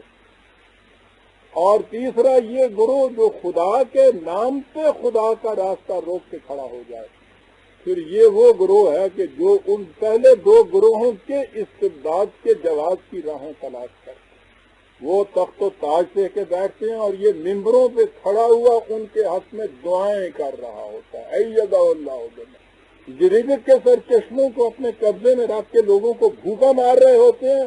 یہ ان بھوکوں کو سبق دے رہا ہوتا ہے کہ یہ سب خدا کی طرف سے لکھا ہوا ہوتا ہے. ان کے خلاف تمہیں کوئی شکایت نہیں ہونی چاہیے. بابا شکایت زبان پہ لاؤ گے تو خدا کے رازق ہونے کے اوپر یہ شکایت ہو جائے گی. توبہ توبہ معاذ اللہ معاذ اللہ. بندہ بشر یہ کیا کر سکتا ہے صاحب؟ ان کی نگاہیں ہی دوسری طرف کر دیتا. زیادہ سے زیادہ آگے بڑھتا ہے تو ان سے کہہ دیتا ہے کہ اگر اس میں سے تم 2.5% سال کے بعد دے دو تو باقی سارا مال حلال و طیب تمہارے پاس ہو جاتا ہے. راستہ روک کے کھڑا ہوتا ہے. یہ غور سے سننے کی چیزیں عزیزان کرتا یہ کیا ہے؟ قرآن کہتا ہے یہ نہیں کرتا کہ لوگوں سے کہتا ہے خدا کوئی نہیں، رسول کوئی نہیں، وحی کوئی نہیں، الہام کوئی نہیں، قرآن کوئی نہیں، آخرت کوئی نہیں. کہتا ہے یہ تو الحاد ہے، یہ تو بے دینی ہے، لادینی ہے. یہ نہیں کرتا. کہتا ہے یہ مذہب پرست انسان ان چیزوں سے دھوکہ نہیں کھاتا، وہ تو ان کے پاس نہیں آئے گا. کہتا ہے یہ کرتا کیا ہے؟ سنیے عزیزان، کہتا ہے یہ ساتھ چلتا ہے، آگے آگے چلتا ہے، بلکہ پیشوا کہتے ہیں، امام کہتے ہیں نا، آگے آگے چلتا ہے. چلنے کے بعد کرتا کیا ہے؟ عجیب چیزیں قرآن بتا جاتا ہے عزیزان مان. کہتا کرتا یہ ہے 11/19 11/19 کرتا یہ ہے کہ الذین یصدون عن سبیل اللہ ویبغونها عوجا. ساتھ چلتا ہے، مقصد ہوتا ہے کہ راستہ روکنا ہے. روکنے کے لیے کرتا یہ تھوڑی دور جانے کے بعد ذرا سا اسے ٹیڑھا کر دیتا ہے. قرآن ہے عزیزان. ان سادہ لوگ چلنے والوں کو جو پیچھے جا رہے ہوتے ہیں محسوس بھی نہیں ہونے پاتا کہ گاڑی کانٹا بدل گئی ہے. یاد ہے میں پہلے بھی یہ مثال دیا کرتا ہوں کہ کانٹا بدلنے میں آپ کو معلوم ہے جب کانٹا وہ دوسری پٹڑی پہ جاتی ہے تو وہ 1 انچ کے بھی سویں حصے کا فاصلہ بھی نہیں ہوتا ان میں جو یوں وہ کرتی ہے. کسی کو پتہ بھی نہیں چلتا اس وقت کہ یہ ادھر چلی گئی. کہیں دوسرے تیسرے اسٹیشن کے اوپر جا کے پتہ چلتا ہے کہ وہ ہم تو ادھر جا رہے تھے اور یہ اسٹیشن تو نہیں راستے میں آتا.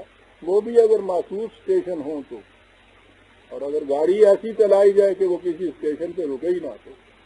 آپ کو معلوم ہے ان کے یہاں کی دلیل کیا ہوتی ہے؟ میں بھی دلیل دوں گا. متواتر چلا آتا ہے جی، یہ تسلسل سے چلا آتا ہے. میں نے یوں ہی نہیں کہا تھا کہ گاڑی اگر ایسی ہو رکے ہی نہیں، تسلسل سے چلی جائے، اسٹیشن ہی راستے میں کھڑے ہونے کے لیے کوئی نہیں آتا، پتہ ہی نہیں چلتا.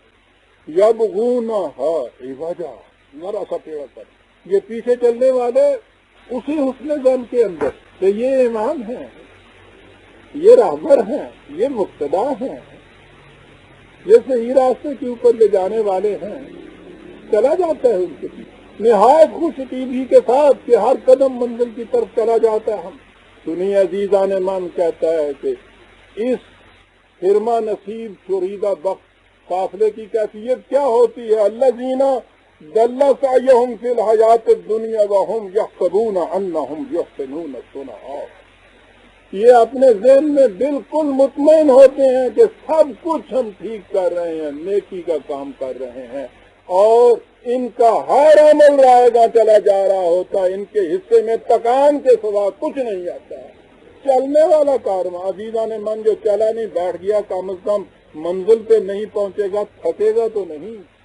جو غلط راستے کے اوپر چل رہا ہے، ہر قدم اس کا اسے منزل سے دور لیے جا رہا ہے اور تکان اس کے ساتھ بڑھتی ہوئی چلی جاتی ہے. یحسبون انہم سنا، اس قدر یہ اپنے اندر مگن رہتا ہے، مطمئن رہتا ہے اس بات میں کہ ہر کام ہمارا لکھ، ہر قدم ہمارا منزل کی طرف اٹھ رہا ہے، اور ہو یہ رہا ہوتا ہے کہ ہر عمل ان پر آئے گا، ذرا سا راستہ ٹیڑھا کر دے۔ فَحَبِطَتْ أَعْمَالُهُمْ فَلَا نُقِيمَ لَهُمْ يَوْمَ الْقِيَامَةِ وَزْنًا۔ کہتا ہے اس طرح سے یہ رائے گاں چلا جاتا ہے کہ جب وہ کہیں عمل تولنے کا کہیں وقت وہ آئے کہ دیکھے تو صحیح کہ کتنے بڑے وزن ان کی متاع میں ہے، کہا کہ یہ اس قدر بلینک ہوتا ہے کہ اس کے لیے ترازو کھڑے کرنے کی بھی ضرورت نہیں ہوتی۔ اس قوم کی شرودہ بختی کے اوپر کتنا ماتم کیجیے عزیزان مان، کہ جس کے اعمال باطل ہوں اس کو چھوڑ دیجئے کہ جس نے کیا ہی کچھ نہیں ہے۔ اب تک اعمال آپ غور کیجئے، اس کا ریفرنس ہے 18/103 105 18/103 105۔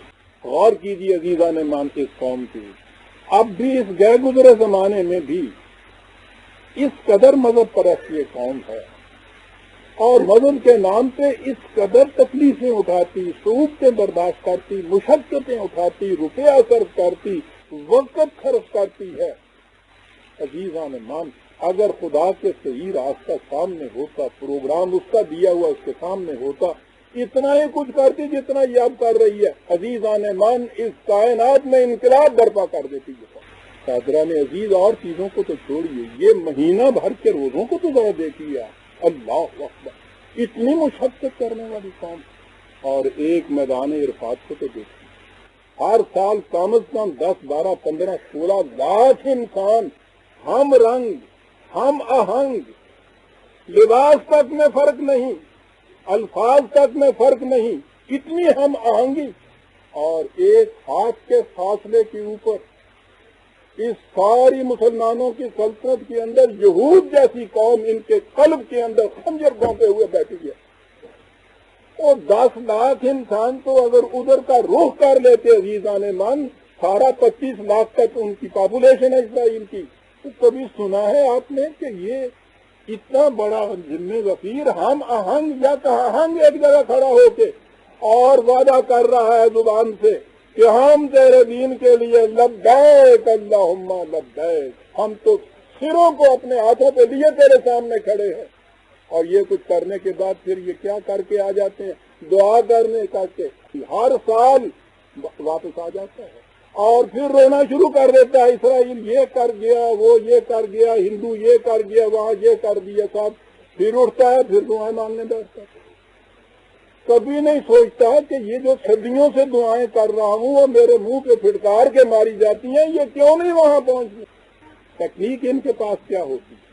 عزیزان من سوچئے کہ قرآن جیسی کتاب ہو جس کے متعلق نبی اکرم صلی اللہ علیہ وسلم کی زبان مبارک سے کہلوا دیا کہ ان سے کہہ دو کہ ادعو الی اللہ علی بصیرۃ انا ومن اتبعنی، ہم جو تمہیں خدا کی طرف دعوت دیتے ہیں تو علی وجہ البصیرت دعوت دیتے ہیں، دھاندلی پہ نہیں، جذبات کی روح سے نہیں، محض عقیدت کی بنا پہ نہیں، علی وجہ البصیرت دعوت دیتے ہیں۔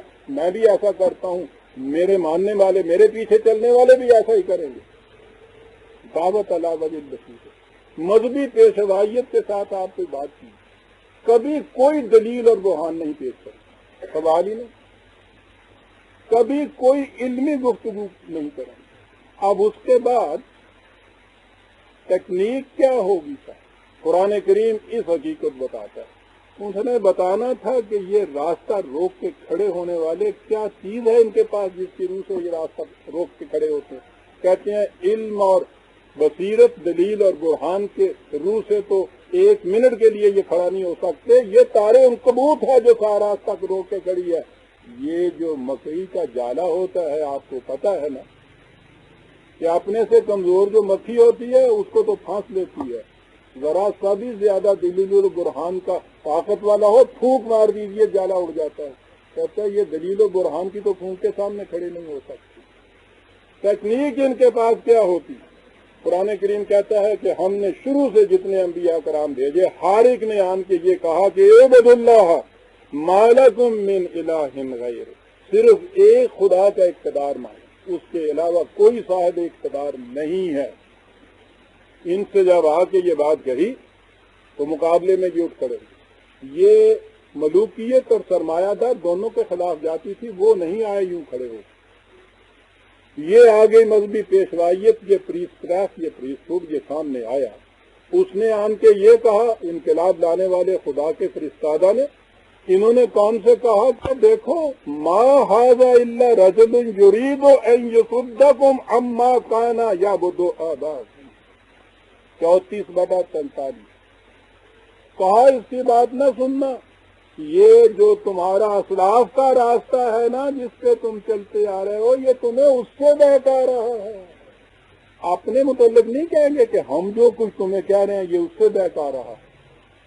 اس پہ تو بحث کا کچھ دروازہ کھل جاتا ہے نا کہ صاحب فرمائیے آپ کیا کہتے ہیں، پھر سنیے ہم کیا کہتے ہیں۔ نہ، قوم سے کہا جا رہا ہے کہ تمہارے اسلاف کے راستے سے تمہیں بہکا رہا، ہم تو کچھ نہیں کہتے بھائی، سمجھ لو۔ تو قرآن کریم میں عزیزان ایمان آپ دیکھیے گا، حضرت نوح علیہ السلام سے سلسلہ رشد و ہدایت شروع کیا ہے۔ ہر نبی کے مقابلے میں آپ دیکھیں گے کیا ہوتا ہے۔ حضرت نوح علیہ السلام آپ تشریف لاتے ہیں، وہ آ کے خدا کا پیغام دیتے ہیں، ان سے کہا جاتا ہے جواب میں، انہوں نے کہا کہ بتاؤ کیا کہتے ہو۔ اس کے جواب میں کہا کہتے کہ ما سمعنا بہذا فی آبائنا الاولین، 23/34۔ ہم نے اپنے اسلاف کے ہاں اس قسم کی کوئی بات نہیں سنی۔ وہ کہتے ہیں کہ ان کے بعد حضرت صالح علیہ السلام آتے ہیں، وہ بھی یہی کہتے ہیں آپ کہ صرف اس کا اقتدار ہے اور کسی کا اقتدار نہیں ہے۔ جواب کیا ہے؟ ہاں اتنہانا ان نعبد ما یعبد آباؤنا، 11/62۔ اچھا، وہ جن کی پرستش ہمارے آباء و اجداد کرتے چلے آ رہے تھے، اسلاف کا راستہ۔ حضرت ابراہیم علیہ السلام یہ کہتے ہیں کہ وہ مٹی کی مورتوں کے سامنے انسان ہو کے اس طرح سے سجدہ ریز ہو رہے ہو، کچھ کم از کم شرف انسانیت کا خیال رکھو، تمہارے پاس دلیل اس چیز کی کیا ہے کہ یہ خدا ہو سکتے ہیں؟ جواب ملتا ہے کہ دلیل اور برہان کی بات کسی اور سے جا کے کرو۔ وجدنا آباءنا لہا عابدین، ہم اپنے آباء کو دیکھتے چلے آ رہے ہیں، وہ ان آستانوں کے اوپر جا کے نظر نیاز مانتے سجدے کرتے تھے، ہم بھی سجدہ کر رہے ہیں، سب سیدھی سی بات ہے۔ 21/63۔ حضرت شعیب علیہ السلام تشریف لاتے ہیں، وہ آ کے وہی بات کہتے ہیں کہ کن راستوں کے اوپر تم چل رہے ہو، آؤ تمہیں خدا کا راستہ میں بتانے کے لیے آیا ہوں، وہ راستہ صلاۃ کا راستہ ہے۔ کہا صلاتوں کا تعمروں کا نترک ما یعبد آباؤنا، اچھا یہ راستہ تم بتا رہے ہو کہ جو ہمیں اپنے اسلاف کے راستے سے الگ کر دے گا، 11/87۔ آپ دیکھ رہے ہیں عزیزان ایمان، ہر آسمانی انقلاب لانے والے کی دعوت ایک، اس کا ایک ہی جواب مل رہا ہے ہر جگہ، ہمارے آباء و اجداد، اسلاف کا راستہ جس پہ ہم چلتے آئے۔ حضرت موسیٰ علیہ السلام تشریف لائے، انہوں نے آ کے یہ کہا، قوم کی طرف سے جواب، فرعون کی قوم کی طرف جماعت دی، اجئتنا لتلفتنا عما وجدنا علیہ آباؤنا، 10/68۔ اچھا تو اس لیے آ گیا ہے کہ جن راستوں کے اوپر ہمارے آباء و اجداد چلتے تھے ان سے ہم کو بہکا دے۔ اور آخر میں حضور نبی اکرم صلی اللہ علیہ وسلم ختمی مرتبہ تشریف لائے، نہ ستیزہ گاہ جہان ہی، نہ حریف پنجہ سے جن ہے، وہی فطرت اسد اللہ ہی، وہی مرحبی، وہی انتری جو نوح کے زمانے میں تھے، جو ابراہیم کے زمانے میں جیسے شعیب کے ساتھ جن کا واسطہ پڑا تھا، جو موسیٰ علیہ السلام کے زمانے کا علیہ السلام، وہی دعوت تھی، وہی مخالفین کھڑے تھے۔ حضور نے بھی جب دعوت دی، کہا کیا کہتے ہو اس کے جواب میں جو میں پیش کر رہا ہوں؟ کہا جواب یہ ہے کہ ما سمعنا بہذا فی الملۃ الآخرہ، ہم نے اپنے اسلاف کے ہاں یہ بات نہیں سنی، اس لیے ہم یہ ماننے کے لیے تیار نہیں۔ کہا کہ بھائی ایک بات سنو، تم کہتے ہو کہ ہم نے اپنے اسلاف آباء و اجداد سے یہ بات نہیں سنی ہے، ہم انہی کے راستے میں چلتے جائیں گے۔ کہا اولو کان آباؤہم لا یعلمون شیئا ولا یہتدون، ان سے پوچھو کہ اگر تمہارے اسلاف کی کیفیت یہ ہو کہ وہ علم بھی کچھ نہ رکھتے ہوں، صحیح راستے کے اوپر بھی نہ چلتے ہوں، تو کیا اس کے بعد بھی تم یہ کہو گے کہ جس راستے پہ وہ چلتے ہیں ہم اسی پہ چلتے جائیں گے؟ یعنی اسلاف کا راستہ ہی صحیح، اس کے متعلق تو یہ کہیں بیٹھ کے طے کر لو نا کہ وہ علم اور ہدایت کے اوپر چلتے تھے، پھر تو وہ راستہ بھی ہوا۔ اور اگر یہ بات ہو کہ نہ ان کے پاس علم نہ ان کے پاس ہدایت، کیا اس کے بعد بھی تم یہی کہو گے کہ ہاں ہم اسی راستے کے اوپر چلتے ہیں؟ کہا کہ جی ہم یہی کہیں، آپ اپنی دعوت کو سنبھال کر رکھیے، حسبنا ما وجدنا علیہ آبا، جس راستے پہ ہمارے اسلاف چلتے تھے ہمارے لیے کافی ہے وہ 5/1 کیا۔ اور قرآن نے سارے ان حقائق کو، اس کشمکش کو سمٹا کے ایک آیت میں بیان کر دیا کہ وَكَذَلِكَ مَا أَرْسَلْنَا مِن قَبْلِكَ فِي قَرْيَةٍ مِّن نَذِيرٍ إِلَّا قَالَ مُتْرَفُوهَا إِنَّا وَجَدْنَا آبَاءَنَا عَلَىٰ أُمَّةٍ وَإِنَّا عَلَىٰ آثَارِهِم مُقْتَدُونَ 43/22 4/3/22 کا بات سمجھ۔ کوئی بھی ایسا خدا کی طرف دعوت دینے والا نہیں آیا کہ اس نے یہ دعوت دی ہو اور قوم کا، یہ یہاں اس طبقے کو مترفین کہا۔ مترفین کہتے ہیں جو دوسروں کی کمائی پر تانا خانی اور عیش خمانی کی زندگی بسر کر رہا ہو۔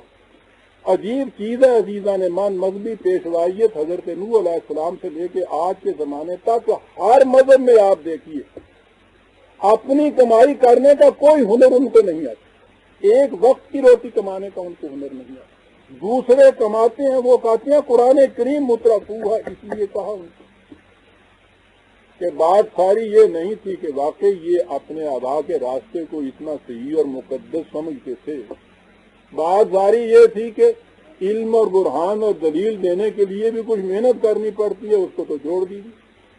بڑا آسان ہے یہ کہہ دینا کہ صاحب اسلاف کے راستے پہ چلتے ہیں، قوم کو اس میں الجھائے رکھیے اور اس کے بعد ان کا مال کھاتے چلے جائیے۔ مترفوہا انا وجدنا آباءنا علی امۃ وانا علی آثارہم مقتدون، ہم نے تو بھائی ان کو کھایا، ہم انہی کے راستے پہ چلتے جائیں۔ حسبنا، کافی ہے ہمارے لیے، بات ہی بند کر دی، قصہ ختم، دلیل کوئی نہیں آگے، دلیل تو ہوتی ہی نہیں ان کے پاس۔ یہ دعوت ارشاد خدا کی طرف سے انبیاء کرام جو تشریف لاتے تھے، حضرت انبیاء کرام کا تو سلسلہ ختم ہو گیا حضور ختمی مرتبہ صلی اللہ علیہ وسلم کی ذات گرامی پر، لیکن یہ دعوت تو آگے چلی نا، یہ تو قرآن تھا، قرآن آگے چلا۔ اب یہ دعوت قرآن نے کہا ہے کہ اس امت کو ہم نے سپرد کر دی، ثم اورثنا الکتاب الذین اصطفینا من عبادنا 35/32، اپنے بندوں میں سے ہم نے جن کو اس کتاب کی وراثت کے لیے چن لیا، پھر یہ ان کے ذمہ ہو گئی۔ اب بات وہی ہو گئی، قرآن، اب قرآن پیش کیا جائے گا امت محمدیہ کے افراد کی طرف، جو بھی قرآن کو پیش کرے گا وہ اتباع کرے گا وہی انبیاء کرام کی دعوت کا کہ جو انہوں نے کہا تھا وہی ان سے کہے گا، اور جب وہ یہ کہے گا تو مقابلے میں جو کھڑے ہو جایا کرتے تھے مذہبی پیشوائیت وہ کھڑی ہو جائے گی اسی طرف، سلسلہ تو یوں ہی چلتا رہے گا۔ کیونکہ قرآن نے جو پہلے کہا ہے کہ جہاں بھی ہم نے ایسا بھیجا وہاں یہ ہوا، تو یہ تو ہے نہیں تھی کہ اس کے بعد یہ سلسلہ جو تھا ختم ہو جاتا، آگے بات چلے گی کہ جہاں بھی کوئی کہنے والا یہ کہے گا یہ اسی طرح سے کریں۔ مملکت پاکستان عزیزان مان، یہ کوئی مقصد بھی ذات اس کا نہیں تھا کہ مملکت بنانی تھی، ایک خطہ زمین حاصل کرنا تھا جس میں قرآن کا اقتدار ہو، خدا کی حکومت ہو، کسی انسان کا اقتدار اس کے اندر نہ ہو، کوئی انسان کسی کا محکوم نہ ہو، کسی کا محتاج نہ ہو، بس یہ تھا مقصد اس کا۔ اس تصور کو دینے والے اقبال نے اپنی مدت العمر کے غور و فکر کے بعد وہ اس نتیجے پہ پہنچا تھا اس قوم کے لیے کہ تم ادھر ادھر مارے مارے پھرتے ہو اسباب زوال امت ڈھونڈنے کے لیے، تحقیق کرنے کے لیے اسباب کوئی نہیں ہے، ایک ہی سبب ہے، خار از محجوری قرآن شدی شکوا سنجھے گردش دورہ شدی۔ تو یہ گردش اخلاق کے تو شکوے کرتا پھر رہا ہے، ہم قرآن چھوڑ دینے سے یہ حالت تیری ہوگی۔ اور اس کے بعد کہا کہ علاج اس کا وہی آب نشاط انگیز ہے ساتھی کہ گر تو می خواہی مسلمان اسلام، اگر تو چاہتا ہے کہ مسلمان کی حیثیت سے زندہ رہے، نیست ممکن جز بقرآن، پھر میں کہہ دوں کہ یہ محض بات بنائے عقیدت اس قسم کی باتیں نہیں، اقبال نے بھی یہ بات اس طرح سے نہیں کی، ساری عمر کے غور و تدبر کے بعد وہ شخص اس نتیجے کو پہنچا۔ پاکستان ملا، اقبال تو اس سے پیشتری یہاں سے چلے گئے۔ قائد اعظم پاکستان بننے کے تھوڑے عرصے کے بعد میں نے قائد اعظم کا نام لیا، اور اس پہ تو یہ میں نے بتایا نہیں کہ انہوں نے یہ دعوت جو تھی کیسے دی۔ قائد اعظم کی تقاریر، بیانات، تحریرات ان کو سامنے رکھی، شروع سے آخر تک وہ قرآن قرآن قرآن کہتے چلے جا رہے ہیں۔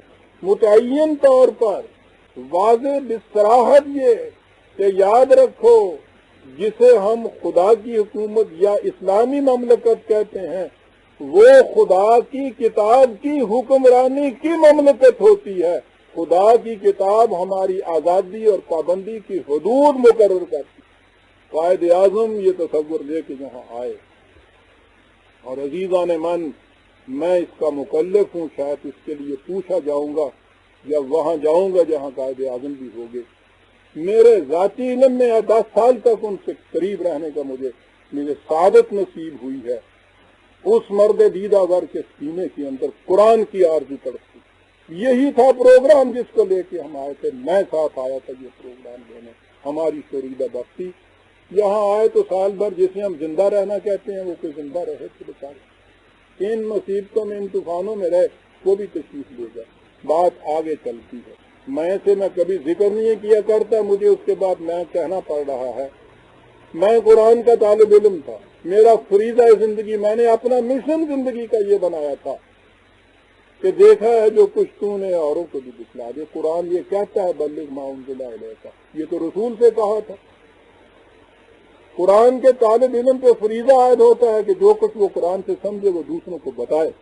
تشکیل پاکستان کے بعد جب یہ نہ رہے، اگر وہ رہتے بھی تو میرا یہ فریضہ تھا کہ میں قرآن کی اس آواز کو اپنے قوم تک پہنچاتا تھا۔ میں نے 26 سال سے یہاں عزیزان مان اپنی زندگی کا ایک ایک سانس اس کام کے لیے وقت کیا، قرآن کی طرف آنے سے، قرآن کی طرف آنے سے۔ نبی اکرم صلی اللہ علیہ وسلم نے جب یہ چیز پیش کی تھی تو میں نے عرض کیا کہ کوئی دلیل نہیں تھی، برہان نہیں تھی، تکنیک ان کے ہاں کیا تھی، اتنی سی بات ہی نہیں تھی کہ وہ اپنی قوم سے یہ تو کہہ دیا کہ تمہارے اسلاف کے راستے سے تمہیں بیگانہ کر رہا ہے۔ حضور کے خلاف جھوٹا پروپیگنڈا شروع کیا، معاذ اللہ، مفتری ہے، یہ تکذیب کرنے والا مکذب ہے، شاعر ہے، مجنون ہے، کاہن ہے، پاگل ہے، یعنی یہ تمام چیزیں آپ سوچئے تو صحیح۔ یہ وہ ذات گرامی تھی کہ ان سے اس دعوے سے پیشتر 40 سال تک انہی کے لندن انہوں نے زندگی بسر کی تھی۔ سارے عرب نے متفقہ طور پہ حضور کو امین اپنا مقرر کیا ہوا تھا۔ اس امین کے صرف اس دعوت کے اوپر کہ قریش کو کوئی حق حاصل نہیں ہے کہ کعبے کے متولی بن کے بیٹھیں اور خدا کے گھر کو بیچ کے کھاتے چلے جائیں، یہ دعوت تھی نا رسول اللہ صلی اللہ علیہ وسلم کی، یہی تھی نا مذہبی پیشوائیت جو اٹھ کے کھڑی ہو گئی۔ دلیل تو اس کے پاس تھی نہیں کوئی، مفتری ہے، کذاب ہے، غائر ہے، پاگل ہے۔ اور سب سے بڑی تکنیک یہ عزیزان من جو قرآن نے کہا ہے کہ جہاں حضور اپنا پیغام یا قرآن کا پیغام پیش کرتے تھے وہ دعائی دیتے تھے کہ لا تسمعوا لهذا القرآن والغوا فیہ لعلکم تغلبون، 41-26۔ اس قرآن کو بالکل نہ سننا، کیا کرو، شور مچاؤ، ڈگڈگی بجاؤ، ڈھول بجاؤ، تاکہ نہ تم سنو نہ کوئی اور سن سکے۔ اسی سے ہو سکتا ہے کہ تم اس سے غالب آ جاؤ، ورنہ اور کوئی طریقہ نہیں، شور مچاؤ۔ یہ ہے جو کچھ قرآن نے کہا تھا۔ عزیزان مان، بلا تمثیل عرض کروں گا، مجھے کیا نسبت اس ذات اقدس و آدم سے، لیکن بہرحال حضور کی سنت کے اتباع نے جو حضور نے جو فرمایا تھا قرآن کے الفاظ میں کہ وَاتَّبِعُوا مَا أُنزِلَ إِلَيْكُم مِّن رَّبِّكُمْ وَلَا تَتَّبِعُوا مِن دُونِهِ أَوْلِيَاءَ، 7/3۔ خدا نے جو نازل کیا ہے اس کا اتباع کرو، اس کے سوا کسی اور بزرگ کی پیروی نہ کرو، خواہ اسے کتنا ہی مقدس کیوں نہ بنا دیا گیا۔ جو کچھ وہاں ہوا تھا آپ دیکھیں گے وہی کچھ یہاں ریپیٹ ہوا۔ اس 26 سال کے عرصے میں عزیزان من کسی بڑے سے بڑے فاسق و فاجر، بڑے سے بڑے غدار وطن و ملت کے خلاف اتنا پروپیگنڈا نہیں ہوا جتنا پرویز کے خلاف پروپیگنڈا۔ کیا جرم تھا سر! اللہ کا احسان ہے آپ احباب کی شہادت میں پیش کرتا ہوں، میری ذاتی کردار کے متعلق ایک لفظ نہیں تو کہتا۔ پروپیگنڈا کیا ہو رہا تھا؟ یہ شخص ہے منکر حدیث ہے، منکر شان رسالت ہے، یہ مدعی نبوت ہونے والا ہے، ہاں جی ہے تو نہیں، ہونے والا ہے مدعی نبوت۔ کہتا ہے 3 نمازیں پڑھو، ایک نماز میں 1 رکعت، 1 رکعت میں 1 سجدہ، 9 دن کے صرف روزے رکھو۔ کہتا ہے اردو میں نماز پڑھو، سنا ہے نا آپ نے، گلی گلی محلے محلے کسی سے پوچھو، منبر پہ کھڑے ہوئے خدا کو حاضر ناظر کر کے اس کی مسجد میں باوضو اعلان کر دیا کہ یہ کچھ کہتا ہے۔ ان سے پوچھو کہ بھائی کہیں اس کا کوئی لکھا ہوا یہ بتا دیجیے، کیا ثبوت ہے یہ کہتا ہے؟ کہتے ساری دنیا کہتی۔ یہ کیا جرم ہے پرویز کا عزیزان مان؟ وہی جرم کہ خدا کی طرف سے جو رہنمائی دینے والے ہیں، انقلابی پیغام لانے والے، خدا کی وحی پیغام دینے والے، یہ کہنے والے کسی انسان کو حق حکومت حاصل نہیں ہے، اسی پہ قرآن کا، خالص قرآن کا پیغام پرویز دے رہا ہے۔ جو ان کے ساتھ جو ہو رہا تھا اس قوم کی طرف، اس کے سوائیت کی طرف سے، وہی کچھ اس کی طرف اس کے ساتھ ہو رہا ہے۔ اگر وقت ہوتا تو میں آپ کو مثالیں دیتا کہ قرآن کے دعوے یا دلیل جو دی جاتی ہے یا سند جو ان کو دی جاتی ہے، اس کا جواب ان کی طرف سے کیا ملتا ہے۔ 1 مثالیں سنیے کہ مثال کے بغیر بات سمجھ میں نہیں آیا کرتی۔ انہوں نے پیش کیا اسلام کو کہ جنگ میں پکڑے جانے والی عورتوں کو، معاف رکھیں میری بیٹیاں اور بہنیں، جنگ میں پکڑی جانے والی عورتوں کو لونڈیاں بنایا جائے گا، سپاہیوں میں تقسیم کر دیا جائے گا بلا تعداد۔ یہ انہوں نے قسمت ہے کنیا کو پھڑیاں ہوئی آ گئی ہیں، بلا تعداد وہ ان سے جنسی تمتع کریں، لونڈیاں بنا کے رکھیں، انہیں ہدیتاً دوسروں کو دے سکیں، انہیں بازار میں فروخت کر سکیں۔ یہ کہا گیا اسلام کے متعلق کہ یہ ہوگا صاحب۔ پرویز نے یہ کہا کہ بھائی یہ تو قرآن کریم کی صریح آیت کے خلاف ہے کہ جو کہتا ہے کہ جنگ کے قیدیوں کو تم نے چھوڑنا ہے، اما منن اما فدا، 45/4۔ ہاں اس کے بدلے میں قیدی لے کے، فدیہ لے کے، اور اگر ایسی صورت نہیں ہے تو احسان کے طور پہ ہی چھوڑنا ہوگا ان کو۔ قرآن یہ کہتا ہے صاحب، یہ کہاں سے آ گئی تمہارے ہاں کہ ان کو لونڈیاں بناؤ؟ خدا کا نام مانو، تم اسلام کی یہ بات کہتے ہو، اگر تمہارے اسلام پہ 7 ہندو نے اگر عمل کرنا شروع کر دیا، کمبختوں کیا کرو گے؟ تمہاری بیٹیاں اور بہنیں ان کے قبضے میں۔ وہ کہے گا ہم کافر ہی صحیح، لیکن اگر ہم اسلام کے کسی حکم کا اتباع کرتے ہیں اس پہ تو ہمیں شاباش دو۔ اور پھر قرآن کے اس طرح سے خلاف ایک بات کرتے ہو۔ جواب دیا گیا، اور عزیزان من یہ جواب کسی، معاف رکھیے اقبال کے الفاظ میں، کسی ابلہ مسجد کی طرف سے نہیں ہے، آپ کے ہاں کے اس عہد کے سب سے بڑے ماڈرن مفسر سید ابوالعلا مودودی صاحب کی طرف سے جواب ہے۔ سنیے جواب کیا ہے۔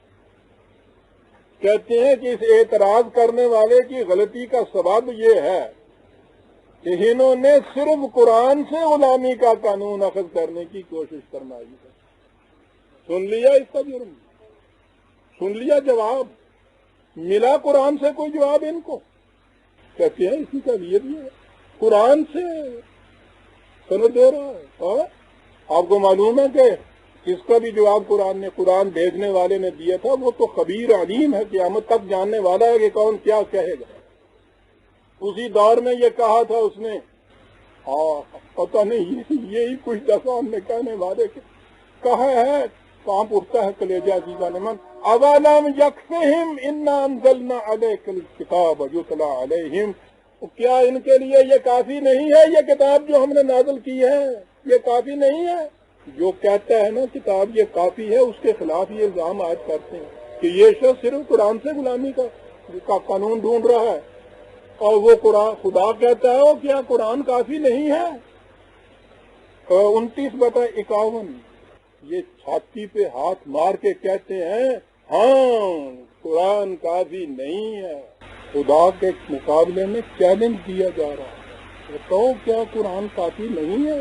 قانون انہوں نے یہ فرمایا کہ صاحب اگر کسی بچے کا باپ فوت ہو جائے اس کے دادا کی زندگی میں اور یہ یتیم رہ جائے، باپ بھی فوت ہو گیا، یتیم رہ گیا ہے، ان کے ہاں کا یہ مسئلہ یہ ہے کہ اس یتیم کو اس دادا کی جائیداد سے حصہ نہیں ملے گا۔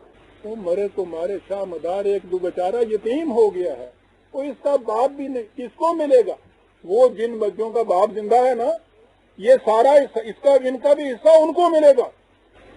تو سن رہے ہیں آپ عزیزان من، شاید آپ کے لیے نئی نئی باتیں کچھ ہوں۔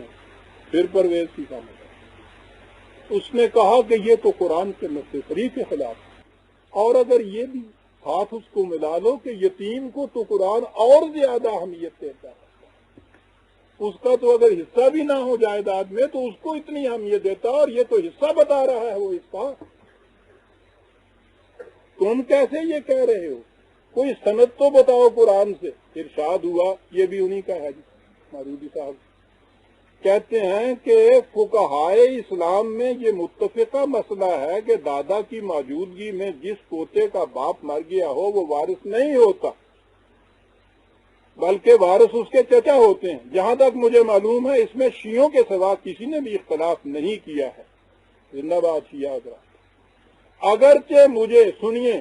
اگرچہ مجھے ابھی تک قرآن و حدیث میں کوئی ایسا صریح حکم نہیں ملا جسے فقہاء کہ اس متفقہ فیصلے کی بنیاد قرار دیا جا سکے، نہیں ملا قرآن و حدیث، لیکن بجائے خود یہ بات کہ فقہائے امت سلف سے خلف تک اس پر متفق ہیں، اس کو اتنا کبھی کر دیتا ہے کہ اس کے خلاف کوئی رائے دینا مشکل ہے، نہیں ملا۔ عزیزان من، میں 10 سال تک کوشش کرتا رہا کہ یہ جو فیملی لاز بن رہے ہیں، آئلی قوانین بن رہے ہیں، میں نے عرض کیا کہ میں نہیں لایا کرتا، مشکل سے لانا پڑتا ہے کہ یہ اس کے اندر قانون آ جائے کہ میرے خلاف جلوس نکالے گئے۔ آپ کو معلوم ہے وزیر خان کی مسجد سے ایک جلوس چلا تھا قتل کرنے کے لیے کہ یہ شخص یہ کہتا ہے کہ اس یتیم پوتے کو حصہ ملے گا۔ یصدون عن سبیل اللہ، خدا کے راستے میں روک بن کر کھڑے ہو رہے ہیں۔ فتویٰ انہوں نے دیا کہ اگر کوئی مسلمان بدبخت، بہرحال اس کی سمجھ میں بات نہیں آتی، وہ اسلام کو چھوڑتا ہے، اور آپ کو معلوم ہے چھوڑنے والوں کا تو ابھی دور نہیں آیا، آ جائے گا خدا نہ کرے۔ جتنے اسلام سے برگشتہ ہوئے ہمارے نوجوان پھرتے ہیں وہ سارے ان کے برگشتہ کیے ہوئے ہیں، اس اسلام سے وہ برگشتہ ہوئے ہیں جو یہ لوگ پیش کر رہے ہیں۔ کہا کہ جو شخص اس طرح سے اسلام سے برگشتہ ہو کے اسلام چھوڑ دے گا اسے مرتد کہتے ہیں، اسے قتل کر دیا جائے گا۔ اسے کہا جی آنے والے کے لیے، کہنے لگا آنے والے کا دروازہ کھلا ہے، اس میں آنے کے بعد جا نہیں سکتا، ون وے ٹریفک ہے، کوئی جانا چاہے گا تو اسے قتل کر دیا جائے گا، مرتد کی سزا قتل۔ کہا گیا کہ صاحب یہ تو قرآن کی ساری تعلیم کے خلاف ہے جو لا اکراہ فی الدین کہتا ہے۔ یہ کیا کہا جا رہا ہے؟ لائیے تو صحیح قرآن سے کوئی چیز۔ کہا کہ یہ چیز جو ہے صاحب 1400 سال سے، 1000 سال سے ہمارے ہاں ہوتی چلی آ رہی۔ عرض کیا میں نے کہ سرکار میں قرآن کی آیتیں پیش کر رہا ہوں اور کہہ رہا ہوں کہ قرآن کی کوئی آیت اس کے خلاف پیش کر دیجئے، اس کے خلاف اپنے حق میں۔ یہ بات کہ 1000 برس سے ہوتا چلا آ رہا ہے، 1000 برس سے تو کئی ایسی باتیں میں آپ کو بتا دوں گا جسے شاید آپ بھی نہ مانیں گے۔ کوئی سند ہے اس چیز کی؟ جواب دیا جناب اس مسند ارشاد پہ بیٹھے ہوتے ہیں نا، جواب دیا کہ اگر ایسے امور بھی مشکوک ہو جائیں جن کے لیے اس قدر تسلسل اور تواتر کے ساتھ صحافتیں پائی جاتی ہیں تو معاملہ 1-2 مسائل تک محدود کہاں رہتا ہے، اس کے بعد تو زمانہ گزشتہ کی کوئی چیز بھی جو ہم تک روایتاً پہنچی ہے شک سے محفوظ نہیں رہتی۔ وہی جو راستہ اسلاف کا چلا آتا، وہ تسلسل و تواتر جو ہے آپ کہہ رہے ہیں، یعنی یہ غلطی اگر آج سے 500 سال پہلے ہوئی ہے اور وہ غلطی ہوتی چلی آ رہی ہے تو اس کے بعد سند یہ ہو جائے گی کہ صاحب یہ 500 سال سے ہوتی چلی جا رہی ہے، یہ غلطی کیسے ہو سکتی ہے؟ غلطی تو غلطی رہتی ہے، اور پھر یہ اسے غلطی کہنے والا یہ نہیں کہتا کہ میرا دماغ اس کو غلطی کہتا، وہ کہتا خدا کا قرآن اسے غلط کہتا ہے، وہ کہتا خدا کا قرآن کہتا رہے، 500 سال سے یہ ہوتا چلا آ رہا ہے، ہم کیسے مان لیں؟ میں کہہ رہا تھا عزیزان مان کہ یہ جو راستہ روک کے کھڑے ہونے والے ہیں ان کے پاس دلیل کیا ہوتی ہے؟ اس کے بعد آپ سوچ سکتے ہیں کہ جب کیفیت کسی معاشرے میں یہ ہو جائے تو کوئی شکل بھی ہے کہ قرآن کی رہنمائی کسی طرح سے بھی وہ معاشرہ قبول کرے۔ یہ اس کے دو بڑے بنیادی نقص ہوتے ہیں۔ مجھے بھی کوئی بیر نہیں اسلاف کو خدا نہ کرے، میں تو ان بزرگوں میں سے وہ کسی فرقے کے ہوں ہر ایک کے ساتھ رحمت اللہ علیہ کا، ان کے بزرگ صحیح، اس لیے کہ قرآن تو کہتا ہے کہ ان مشرکین کے بتوں کو بھی گالی نہ دو، تو یہ تو بزرگ بہرحال میرے بھی بزرگ ہیں۔ سوال بزرگی کا اور بازار ان کے احترام کا نہیں، سوال تو یہ ہے کہ ایک بات اگر قرآن کے خلاف ہے اور قرآن کی نص صریح بتا رہی ہے کہ وہ خلاف ہے تو اسے غلط کہا جائے گا۔ اس کے بعد ہوتا کیا ہے؟ وہ چیز جہاں میں آؤں گا کہ معاشرے میں یہ کیا ہو گیا۔ پہلی چیز اسلاف پرستی میں یہ ہوتی ہے کہ عقل و فکر کی صلاحیتیں مفقود ہو جاتی ہیں۔ آپ ان میں سے کسی سے جا کے کسی مسئلے کے متعلق پوچھیے، بڑے سے بڑا عالم بھی ان کے ہاں یہ کہے گا کہ صاحب بخاری میں یہ آیا ہے، شرح بخاری میں یہ لکھا ہوا ہے، رایہ میں یہ کہا گیا ہے، فلاں فقیہ کی یہ رائے ہے، فلاں مفسر نے یہ فرمایا ہے، فلاں عالم نے یہ کہا، جو گزر چکے ائمہ ہیں وہ سب یہ کہے گا ان نے کہا، یہ اس نے کہا، یہ اس نے کہا ہے، اور بہت بڑا تیر مارے گا تو آخر میں لکھ دے گا کہ فقیر کی بھی یہی رائے ہے، اپنی رائے کہیں نہیں ہے۔ آپ نے دیکھا کہ عقل و فکر کے سارے چراغ گل ہو گئے ہیں۔ سب سے بڑا عالم وہ ہے جس کو سب سے بڑے حوالے یاد ہیں کسی مسئلے کے متعلق، اپنی رائے دخل ہی نہیں دیا جا سکتا اس میں صاحب۔ تو یہ جتنے ہمارے ہاں علم کے مدعی ہیں ان کے سوچنے سمجھنے کی صلاحیتوں تو اس علم نے ختم کر دی۔ اسے عزیزان مان علم نہیں کہتے، اسے معلومات کہتے ہیں۔ علم اور معلومات میں بڑا فرق ہے۔ یہ معلومات ہیں کہ فلاں کتاب میں یہ لکھا ہے، یہ لکھے، وہ مسلمان ہو، ہندو ہو، کافر ہو، مشرک ہو، کتابیں جس کے پاس یہ ہوں سب کو یہ حاصل ہو سکتا۔ عقل و فکر کے دیے تو یوں گل ہو گئے۔ یہ ہوا یہ طبقہ جو عالم کہلاتا۔ یہ باقی پوری امت جو پوچھنے والا ہے اس نے کہا کہ مولوی صاحب یہ بات کچھ سمجھ میں نہیں آتی، وہ لا حول ولا قوت اسلاف کا راستہ، میں نے 10 دلیل تمہیں حوالے دے دیے اور تو یہ بات کہتا ہے، تیرے اتنے سے ناریل میں اتنی بڑی بات آ کیسے جائے گی؟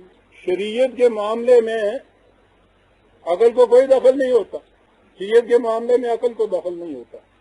ان کو عقل کو دخل نہیں تھا کہ انہوں نے سارے حوالے آپ کو دیے۔ یہ ساری قوم کو اب عقل استعمال کرنے کی اجازت نہیں ہے کہ اس سے سمجھا جائے گا کہ اسلاف کے فیصلے کے خلاف کوئی شک پیدا ہو گیا ہے اس کو۔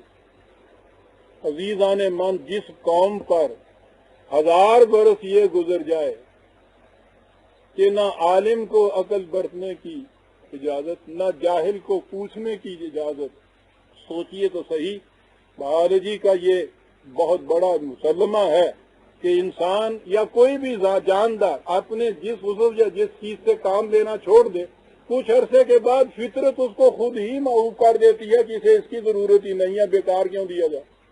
قرآن نے جو کہا تھا کہ جب اس طرح سے صدیاں گزر جاتی ہیں قست قلوبہم، تو دل پتھر ہو جاتے ہیں، اس کے بعد یہ کہا تھا کہ پھر لہم قلوب لا یفقہون بہا ولہم اعین لا یبصرون بہا ولہم آذان لا یسمعون بہا۔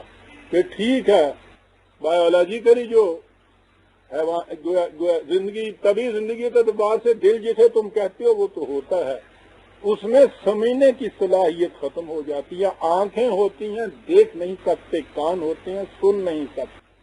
1000 برس سے جس قوم پہ یہ کیفیت گزر جائے اس قوم کی حالت یہ ہو جاتی ہے۔ اب بھی یہ آپ کے ہاں کے یہ جو برگشتہ اور سرگشتہ نظر آتے ہیں نا طالب نوجوان پڑھا لکھا، تب ان کا جرم صرف یہ ہے کہ ساری کلاس میں ہم نے ان کو یہ سکھایا کہ جب کچھ کہا جائے پوچھو یہ کیوں ہے، کیسے ہوا، کس طرح سے ہوا، کیا قاعدہ ہے، کیا قانون ہے۔ ہم ان کو یہ کچھ پڑھاتے ہیں. اب جب یہ زندگی کے ہر شعبے میں وہ یہ کچھ کرتے ہیں، جو کچھ مذہب کے نام پہ بتایا جاتا ہے اس کے متعلق بھی وہ پوچھ لیتے ہیں. گھر میں آ کے پوچھتے ہیں، سب سے پہلی ناراضگی تو ماں باپ کی. باغی ہو گئے، سرکش ہو گئے. باپ یہ کہتا، چچا کہتا اور پڑھاؤ اس کو، میں تمہیں کہتا تھا نا نہ بھیجو.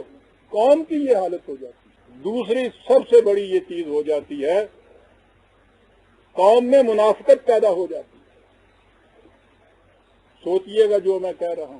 یہ جو ہمارے ہاں کا اتنا حلقہ ہے کہ جس نے اطمینان چاہا اسلام کے متعلق، ان کو اطمینان نہیں ملا ہے. ابھی ابتدا ہے اس دور کی. بہت تھوڑے سے ایسے ہیں ہمارے ہاں کے نوجوان جو کھل کے یہ بات کہہ دے کہ ہاں صاحب ہم نہیں اس کو مانتے.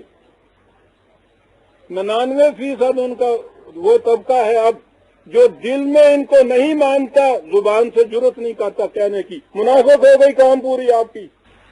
مان سائیکالوجی کے اعتبار سے بدترین کمپلیکس جو ہے وہ منافقت کا ہوتا ہے. ڈوئل پرسنالٹی جسے کہتے ہیں. ان کی کیفیت یہ ہے کہ ان میں سے وہ کسی چیز کو نہیں مانتے. گھر میں ہیں تو ماں باپ کی وجہ سے وہ ڈرتے ہوئے یہ چیز سب کچھ کر رہے ہیں. معاشرے میں ہیں تو عوام سے ڈرتے ہوئے یہ سارا کچھ کر رہے ہیں. مسجد میں گئے ہوئے ہیں تو وہ ملا اور امام سے ڈرتے ہوئے وہ یہ کچھ کر رہے ہیں. دل میں گالیاں دیتے چلے جاتے ہیں لیکن زبان پہ نہیں لا سکتے. اور سب سے بڑی چیز آپ کے ہاں کا جو اسباب اقتدار کا طبقہ ہوتا ہے اس میں منافقت پیدا ہو جاتی ہے. بدقسمتی ہے قوموں کی، عام طور پر کچھ اس قسم کے وہ لوگ آ جاتے ہیں جن کے ذاتی کردار میں کچھ نقص ہوتے ہیں، کچھ کمزوریاں ہوتی ہیں. انہیں اپنا جو وہ پاپاں دا پالا جنوں کہتے ہیں نا، ان کی وجہ سے ایک ڈر ہوتا ہے. اور یہ جو طبقہ ہے نا جسے آپ مذہبی پیشوائیت کہتے ہیں، ان کے ہاتھ میں اگر ان کی یہ ایک بات کوئی آ جائے، پوچھو نہ پھر اس کو کس طرح سے ڈگڈگی بجاتے ہیں، اس کے اوپر چڑھاتے ہیں. وہ ان سے ڈرتا رہتا ہے وہ طبقہ. اس کی پوری کوشش ہوتی ہے ان سے بنا کے رکھے. اس نے تاریخ میں دیکھا یہ ہے کہ یہ جتنے بڑے بڑے ولاطین اور بادشاہ آج آبجیکٹیولی جن کے کردار میں ہم دیکھتے ہیں تو سارا جسم کیڑے پڑے ہوئے ہوتے ہیں. ان کے حق میں ممبروں میں کھڑے ہوئے دعائیں مانگی جاتی تھی. انہوں نے دیکھا ہے کہ طریقہ یہ ہے، ان کے ساتھ بنا کے رکھیں. اب ان کے ساتھ بنا کے رکھنے میں آپ کو پتا ہے کہ قیمت پہ کتنی دینی پڑتی ہے. جو یہ کہے وہ ماننا پڑتا ہے مذہب کے نام سے. دل مانے یا نہ مانے، یہ جانتے ہوئے بھی کہ یہ چیز چل نہیں سکتی جو یہ کہہ رہے ہیں، اس کی مخالفت نہیں کر سکتا. پھر منافقت ہے. 26 سال سے آپ کے یہاں کے آئین میں یہ چیز رکھی ہوئی ہے کہ یہاں کوئی قانون کتاب و سنت کے خلاف نہیں بن سکے گا. یہ موجود ہے. 26 سال کا عرصہ کم نہیں ہوتا. آپ کو پتا ہے کہ کوئی ایک قانون بھی ابھی ایسا نہیں جس کو اس معیار کے اوپر پرکھا گیا ہو. یہ کیا ہے؟ کبھی غور کیا آپ نے اس کو؟ خود یہ طبقہ جو ہے آپ کے ہاں مذہبی پیشوائیت کا، وہ جانتا ہے کہ یہ بات ناممکن العمل ہے، یہ ہو ہی نہیں سکتا. اپنی طرف سے نہیں کہہ رہا عزیزان من. مولانا سید ابوالعلا مودودی صاحب کے یہ الفاظ تحریر میں آ چکے ہیں، ایشیا اخبار میں ان کے چھپ چکے ہیں 23 اگست 70 میں. انہوں نے کہا ہے کہ کتاب و سنت کی بنیادوں پہ کوئی ضابطۂ قانون ایسا نہیں بن سکتا جسے یہاں کے مسلمان سب اسلامی کہیں اور تسلیم کریں. بن ہی نہیں سکتا. اور کسی نے بھی نہیں یہ کہا کہ غلط کہتے ہو، بن سکتا ہے. کسی نے یہ نہیں کہا ہم بنا سکتے ہیں. سب جانتے ہیں نہیں بن سکتا. آئین میں لکھتے چلے آ رہے ہیں. یہ لکھتے چلے آ رہے ہیں. وہ جو لکھا رہے ہیں ان کو بھی پتا ہے کہ بن تو سکتا نہیں ہے. لکھو 786 خط کے اوپر، کارڈ کے اوپر 786، نیچے لکھا ہوتا ہے کہ 4 بوتلیں شراب کی جلدی بھیج دینا وسلام. انہیں بھی پتا ہے کہ لکھو 786. انہیں بھی پتا ہے کہ نہیں بن سکتا. دونوں کے دل میں چور ہے، بیٹھے ہیں سامنے. وہ دل لیے ہوئے میں تمنا لیے ہوئے. دونوں کے دل میں چور ہے. عزیزان من، کہاں تک بات بڑھاتا چلا جاؤں؟ یہاں تو سینہ تمام داغ داغ پمبا کجا کجا میں ہم. اس منافقت کا جو اقتدار صاحب اقتدار طبقے کی سر کے اوپر چھائی ہوتی ہے، اس کا نتیجہ آپ کو پتہ ہے یہ کیا ہوا؟ جب پاکستان بنا ہے، یہاں حافظ نظر احمد صاحب ہے، ایک پرنسپل قبلی کالج کے حافظ صاحب، انہوں نے ایک رپورٹ شائع کی ہے کہ جب پاکستان بنا ہے تو سارے مغربی پاکستان میں 137 یہ مذہبی مدرسے یا مکتب تھے، اور دارالعلوم کا تو نام ہی کہیں آتا تھا۔ اس 25 سال کے عرصے میں اب ان کی تعداد 893 ہے، یہ 3 سال پہلے کی بات ہے، اور ان میں 45,000 طالب علم تعلیم پا رہے ہیں۔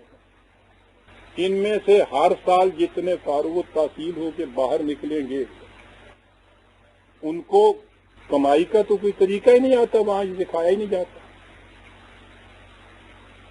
اپنے بچے تھے ہیں نہیں بھی مٹی کھا کے گزارا کر لیں گے۔ میں کہہ یہ رہا ہوں کہ یہ جو نکلیں گے ہر سال اتنے،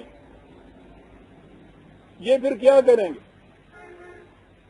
مسجد ہے نا ٹھکانا، جتنی مسجد ہے اس میں تو پہلے بیٹھا ہوا ہے ایک ملا،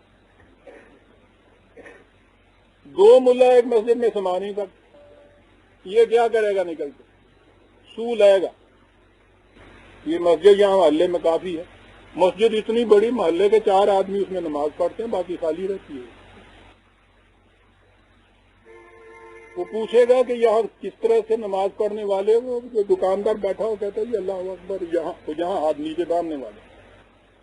شام کو وہاں شروع ہو جائے گی کہ ناپ پہ ہاتھ باندھنے سے نماز ہوتی نہیں ہے، جو لوگ ایسے نماز پڑھاتے ہیں خود بھی باطل ہوتے ہیں، تمہاری نمازیں بھی باطل ہو جاتی ہیں، سب جہنم میں چلے جائیں گے۔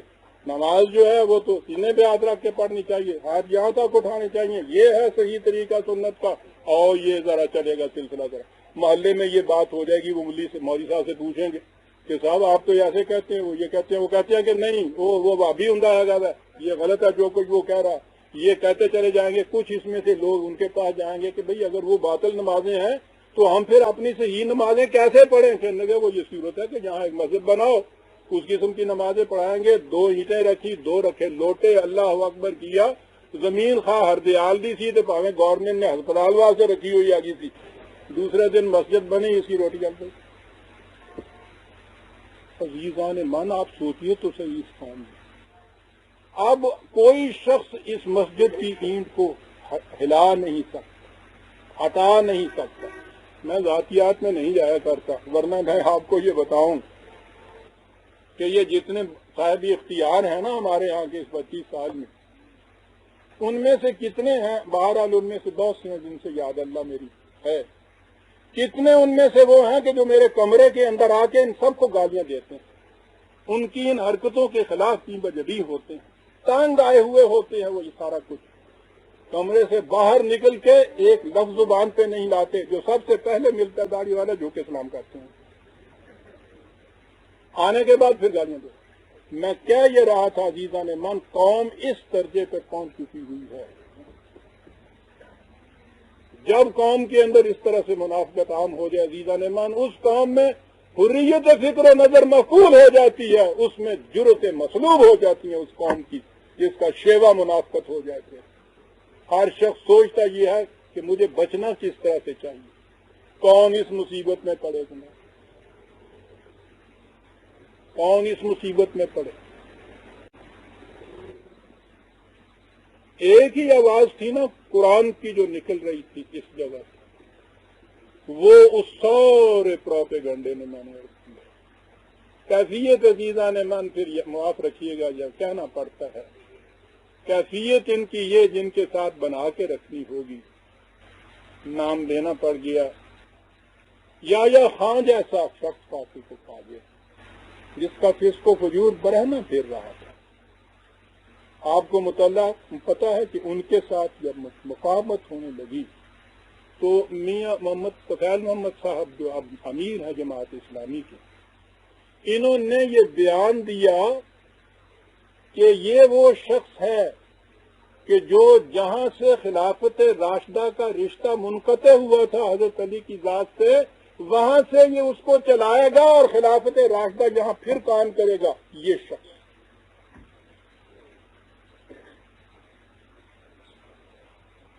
اور دوسرے سانس میں یہ کہ اگر تم میں سے کسی نے پرویز کے طلوع اسلام کو ہاتھ لگا دیا تو یاد رکھو ایمان جاتا رہے گا. یہ ہوتا ہے عزیزان من اس معاشرے کے اندر. یہ ہو گیا ہے معاشرے کا حال، مجھے معاف رکھیے گا.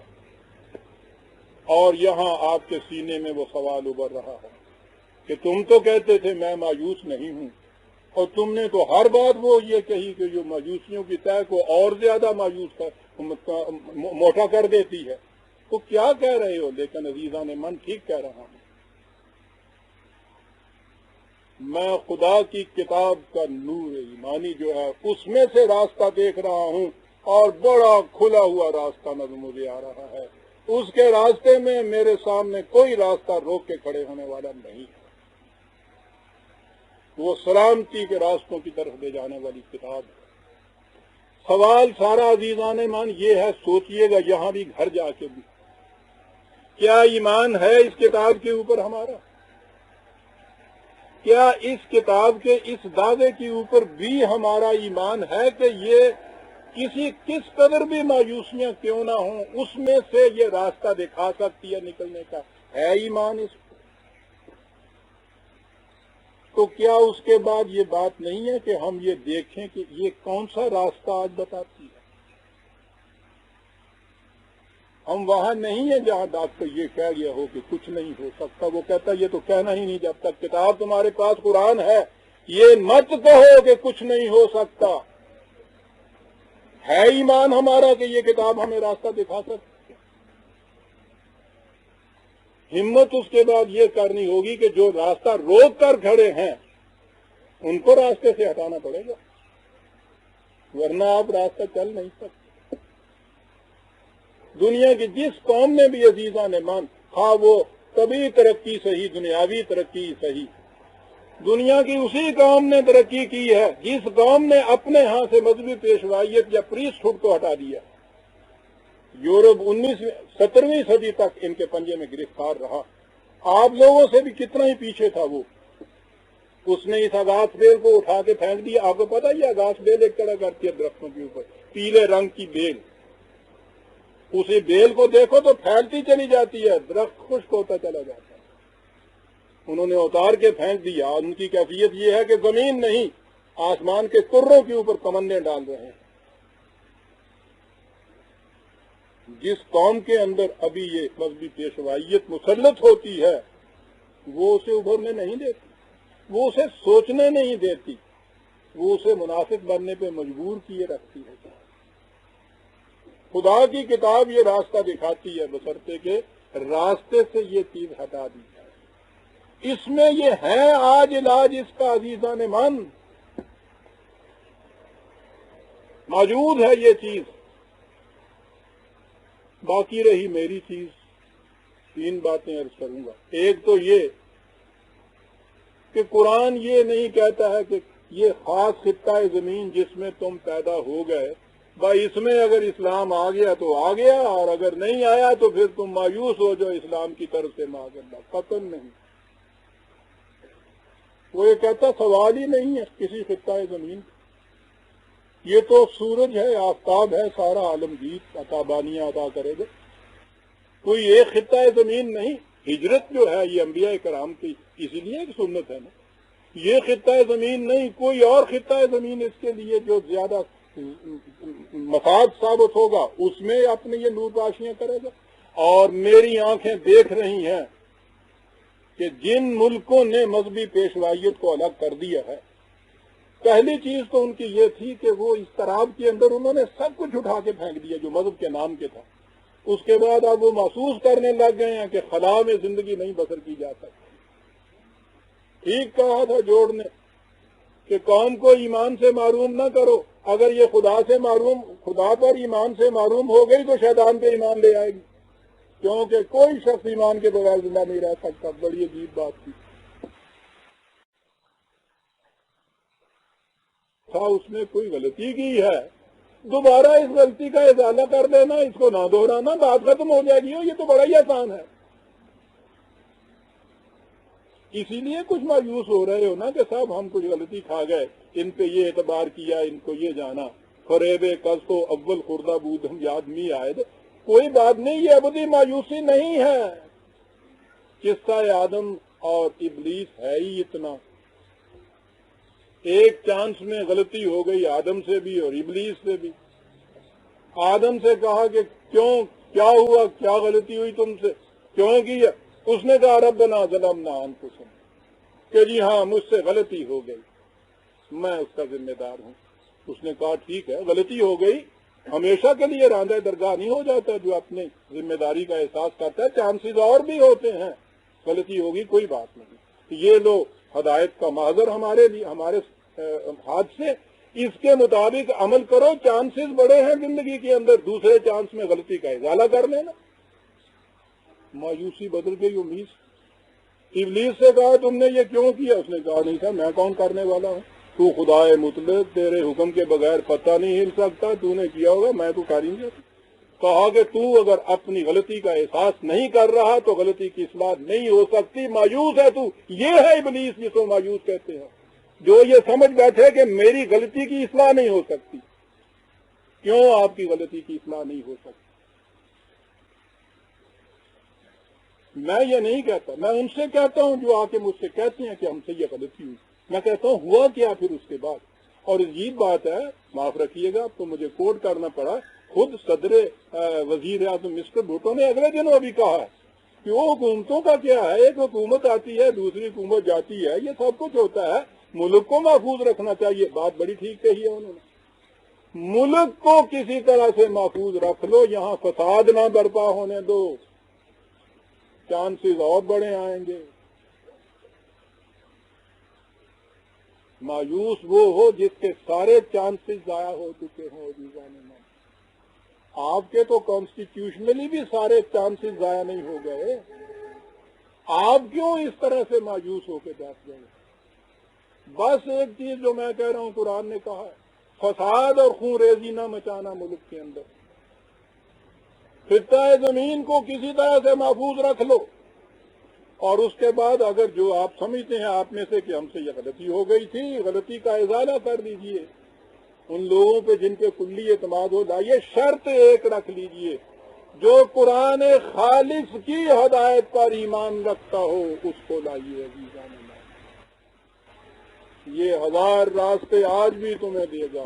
سبل السلام قرآن کہتا ہے، سبیل نہیں کہا، سبل کہا. اس نے تو ہزاروں چشمے تیرے سنگ راہ سے ٹوٹے، خودی میں ڈوب کے ضرب کریم پیدا.